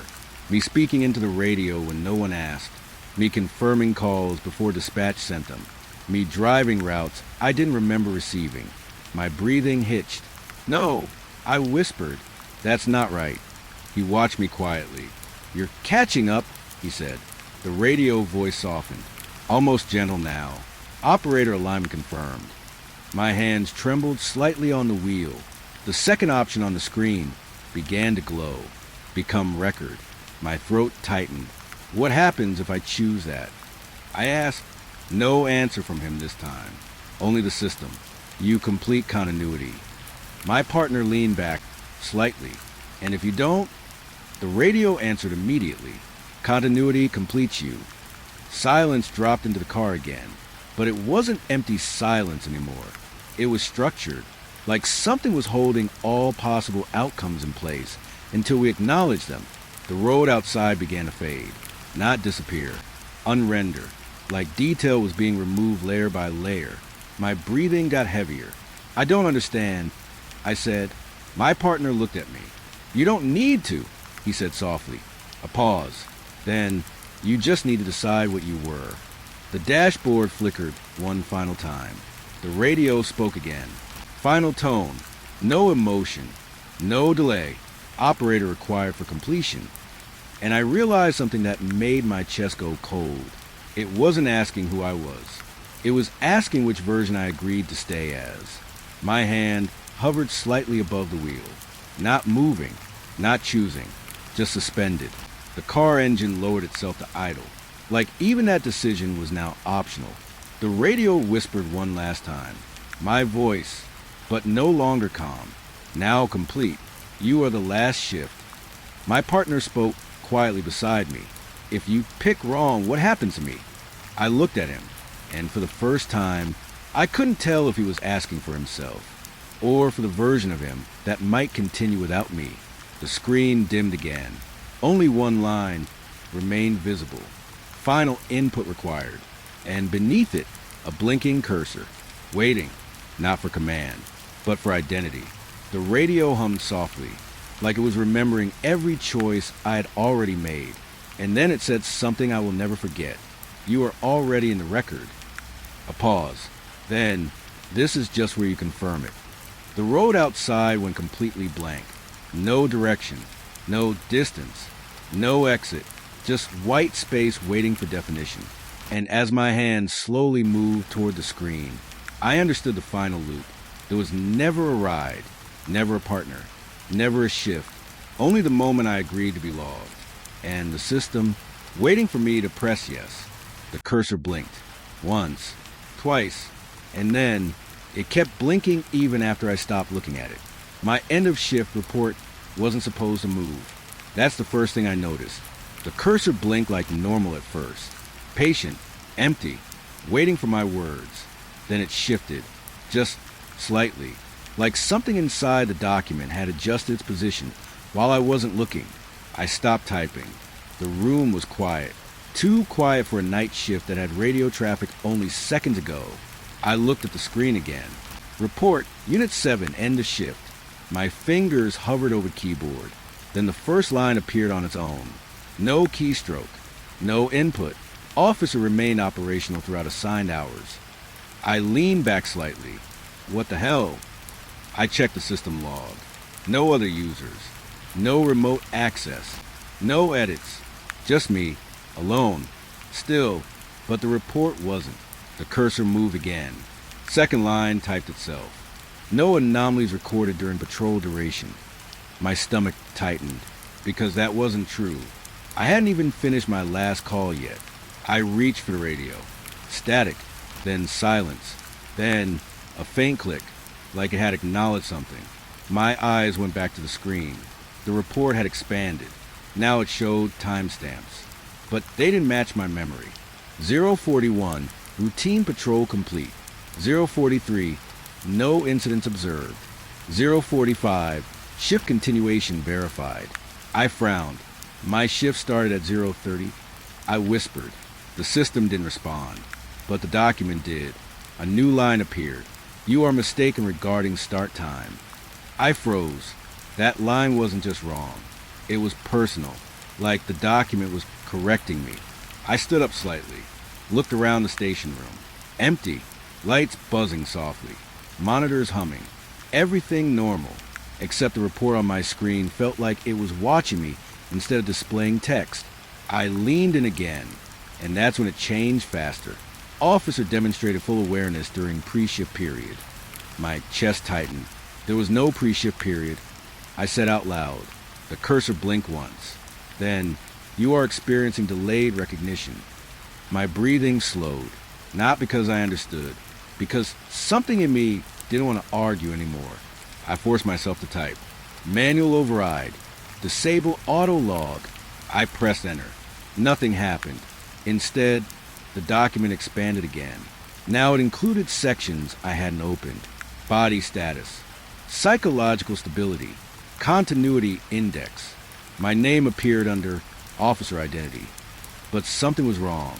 It wasn't just listed. It was being evaluated. Continuity index. 87%. I frowned. 87% of what? As if answering me, the system added. Consistency with post-event state. My throat went dry. Post-event. I didn't like that word. I scrolled down, and my stomach dropped, because new entries were appearing underneath. Entries I hadn't written. Incidents I hadn't reported.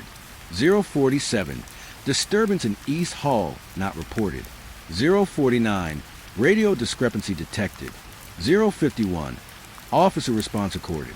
I shook my head quickly. No, that didn't happen yet. But the cursor kept moving, and then the report added something that made my hands go cold. 052, officer enters incident zone. I froze, because at that exact moment, my radio crackled. Once, then static, then a voice. Mine, calm, professional. Unit 7 responding. I stepped back from the desk. My heart started pounding. That's not me, I whispered, but the report updated instantly. Self-identification confirmed. My breathing got heavier. I looked at the camera in the corner of the room. Red light blinking. Active. Recording. I waved my hand slightly. No reaction. But the report changed again. Now faster. Now responsive. Officer is currently in observation state. I shook my head. This is impossible. But the screen didn't care. It wasn't arguing.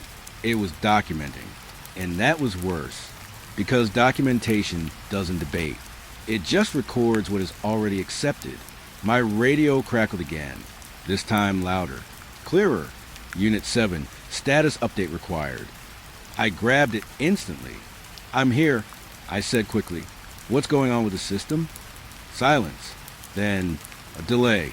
Then my voice again. But not through me. Status normal. I froze. My grip tightened. That's not me, I said out loud. But the report added immediately. Officer denies system output correlation. I felt a chill crawl up my spine. Because it wasn't just listening. It was interpreting. I turned back to the screen. And the timeline had shifted again. 053. Incident resolution confirmed. 054. Shift near completion. My stomach dropped. That's not possible. I whispered. I checked the clock. 0:46. Time didn't match. It was ahead of me. The report kept updating. Without pause, without input, like it was writing a future I hadn't lived yet. And then a new section appeared. Final shift summary. My name was listed at the top. Below it, cause of termination. Pending. My hand started shaking.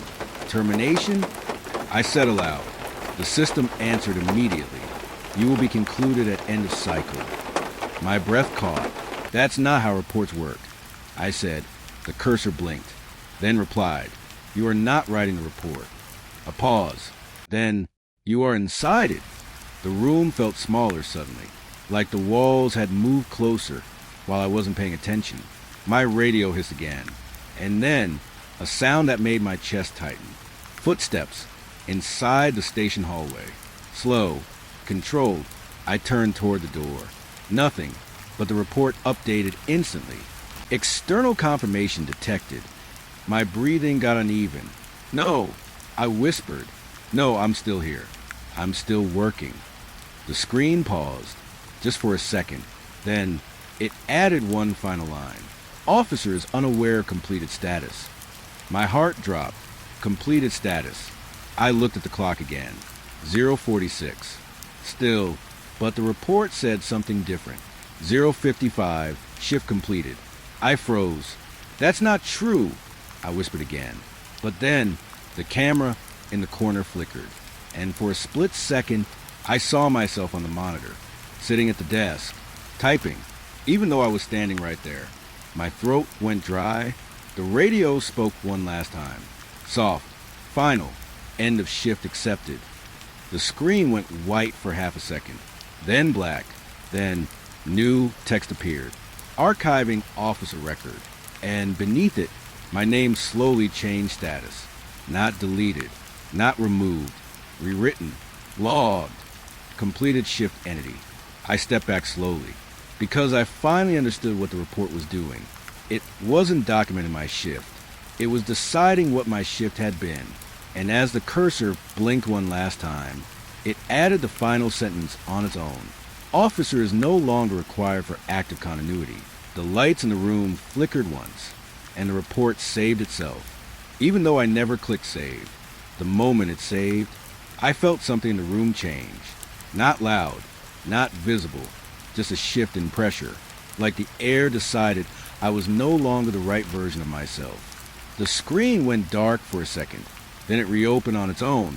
Same report, but not the same ending. Now it had a new section. Attachment. Post-shift confirmation.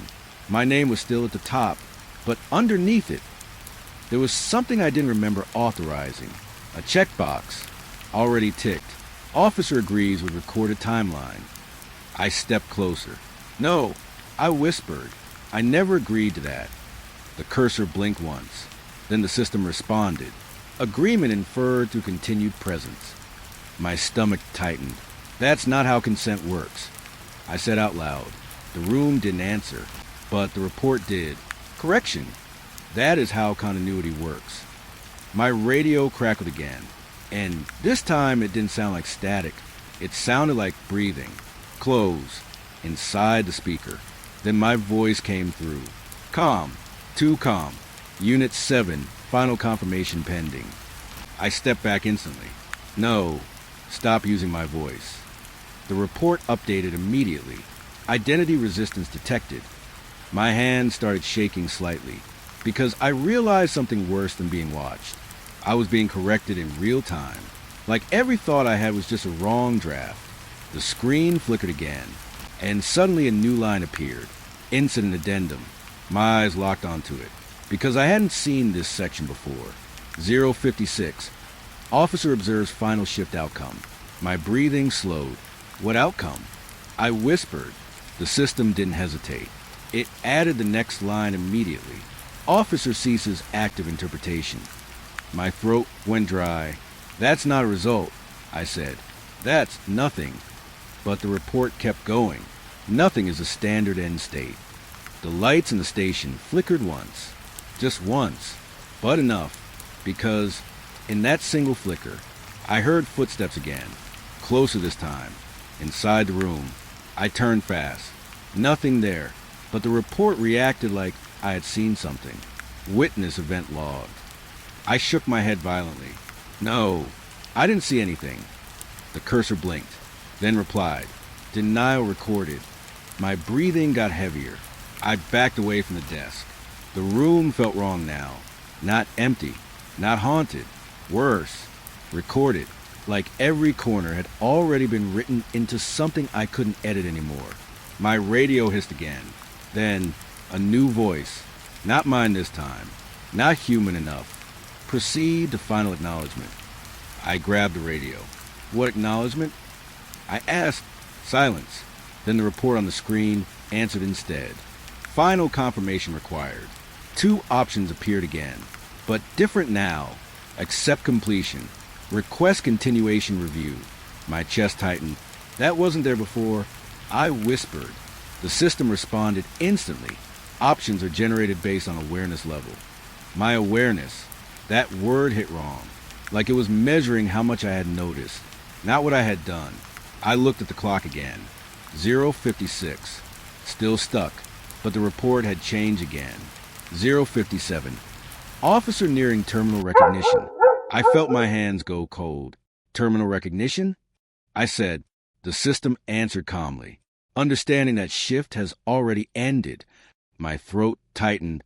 I'm still here, I said quickly. I'm still working. A pause. Longer this time. Then, you are still responding. It corrected. That wasn't the same thing. And I felt that difference in my bones. The screen flickered once more. And for a second, I saw the entire report scroll backwards. Not forward. Backwards. As if it was reviewing me instead of documenting me.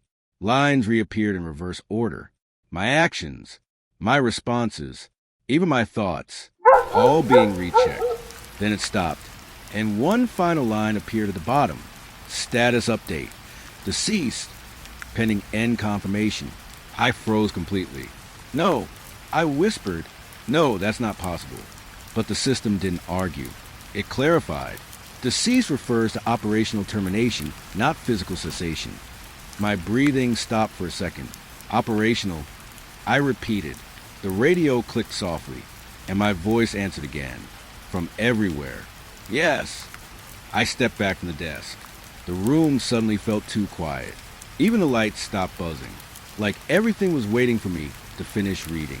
The report slowly dimmed, except for one last line. Officer will remain present until acknowledgement is completed. My hand shook. If I don't acknowledge it, I whispered. The screen paused, then answered. Then acknowledgement will complete you instead. The cursor blinked. Once, twice, waiting. And somewhere deep inside the system, I realized a final horror. Wasn't that I was being recorded. It was that I was the only thing left that could confirm I existed at all. And the report was waiting for me to agree. That I didn't. The cursor didn't stop blinking, even after I stopped looking directly at it. That was the part that broke me a little, because it meant the system didn't need my attention anymore. It already had it. The room felt quieter than before, but not peaceful. More like something had removed all unnecessary noise, including my thoughts. I swallowed hard. My voice came out lower than I expected. If I acknowledged this, what happened to me, the screen didn't hesitate. It answered immediately. Transition to recorded state completes. My throat tightened. Recorded state is not a person, I said. A pause. Then, correct. That single word hit harder than anything else, because it didn't deny me. It defined me out of existence. The radio clicked again, but this time there was no voice. Just breathing. Mine, delayed, like it was being replayed a second late. I stepped back from the desk, slowly. The report still glowed in the dark room. Patient, final, like it had all the time in the world. And I didn't. I turned toward the door. It felt closer than it should have, like the room had shrunk while I wasn't looking. I tried the handle. Locked. I frowned. I didn't lock this, I muttered. From behind me, the screen responded. You did. I froze. No, I said quickly. I didn't. The report updated. Memory disagreement recorded. My chest tightened. That phrase shouldn't exist in any normal system. But here it was, real, active, watching me argue with my own past. The radio crackled again, and this time I heard footsteps inside it, not outside, inside, like the sound was being constructed from memory instead of air. Then my voice returned. Calm, too calm. Officers advised to proceed with acknowledgement. I shook my head. No. Silence. Then the screen dimmed slightly, like it was disappointed.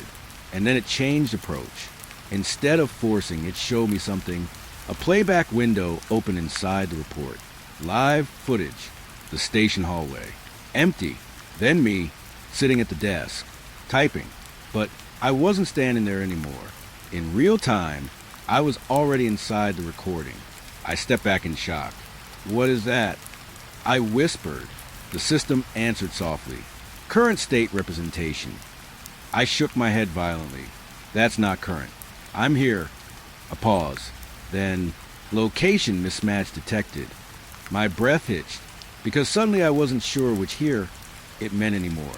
The screen zoomed in on the footage, and I saw something that made my stomach drop. In the recording version of me, I was no longer typing. I was just sitting still, waiting, like I had already finished. My throat went dry. No! I whispered, that's not real. The system responded instantly. Reality is not a required condition for recording. My hands started shaking. That sentence felt like the final rule of everything happening. The radio clicked again, and this time, the sound came from behind me. I turned slowly. The radio was still on the desk, but now it wasn't empty. A faint glow inside it, like something was forming inside the speaker. My voice spoke again, from it, closer than before. Final acknowledgement pending. I backed away from it. I'm not doing this, I said. The screen flickered, then updated. Non-compliance recorded. The lights in the room dimmed slightly. Not power failure. Permission reduction. Like the environment was starting to stop accommodating me. I turned back toward the door. The handle was no longer locked. It was open, but the hallway beyond it wasn't a hallway anymore. It looked like a blank extension of the report screen. White space. Waiting. I stepped back quickly. No! I whispered. The system responded softly. You are already in transition. My chest tightened. I want out, I said. A pause. Then, request denied. No external state detected. My breathing got faster. That's impossible. But the screen didn't argue. It simply showed me the final line again. Status. Deceased awaiting confirmation. And beneath it, the cursor blinked one last time. Slow, patient, almost human, like it was waiting for me to finish the sentence I had already started living. And then, without me touching anything, the report began typing the final line on its own. Officer confirms non-existence upon completion. My voice came from the radio again. Soft, final, please acknowledge. The cursor blinked, and I finally understood the worst part. It wasn't asking me to die. It was asking me to agree that I already had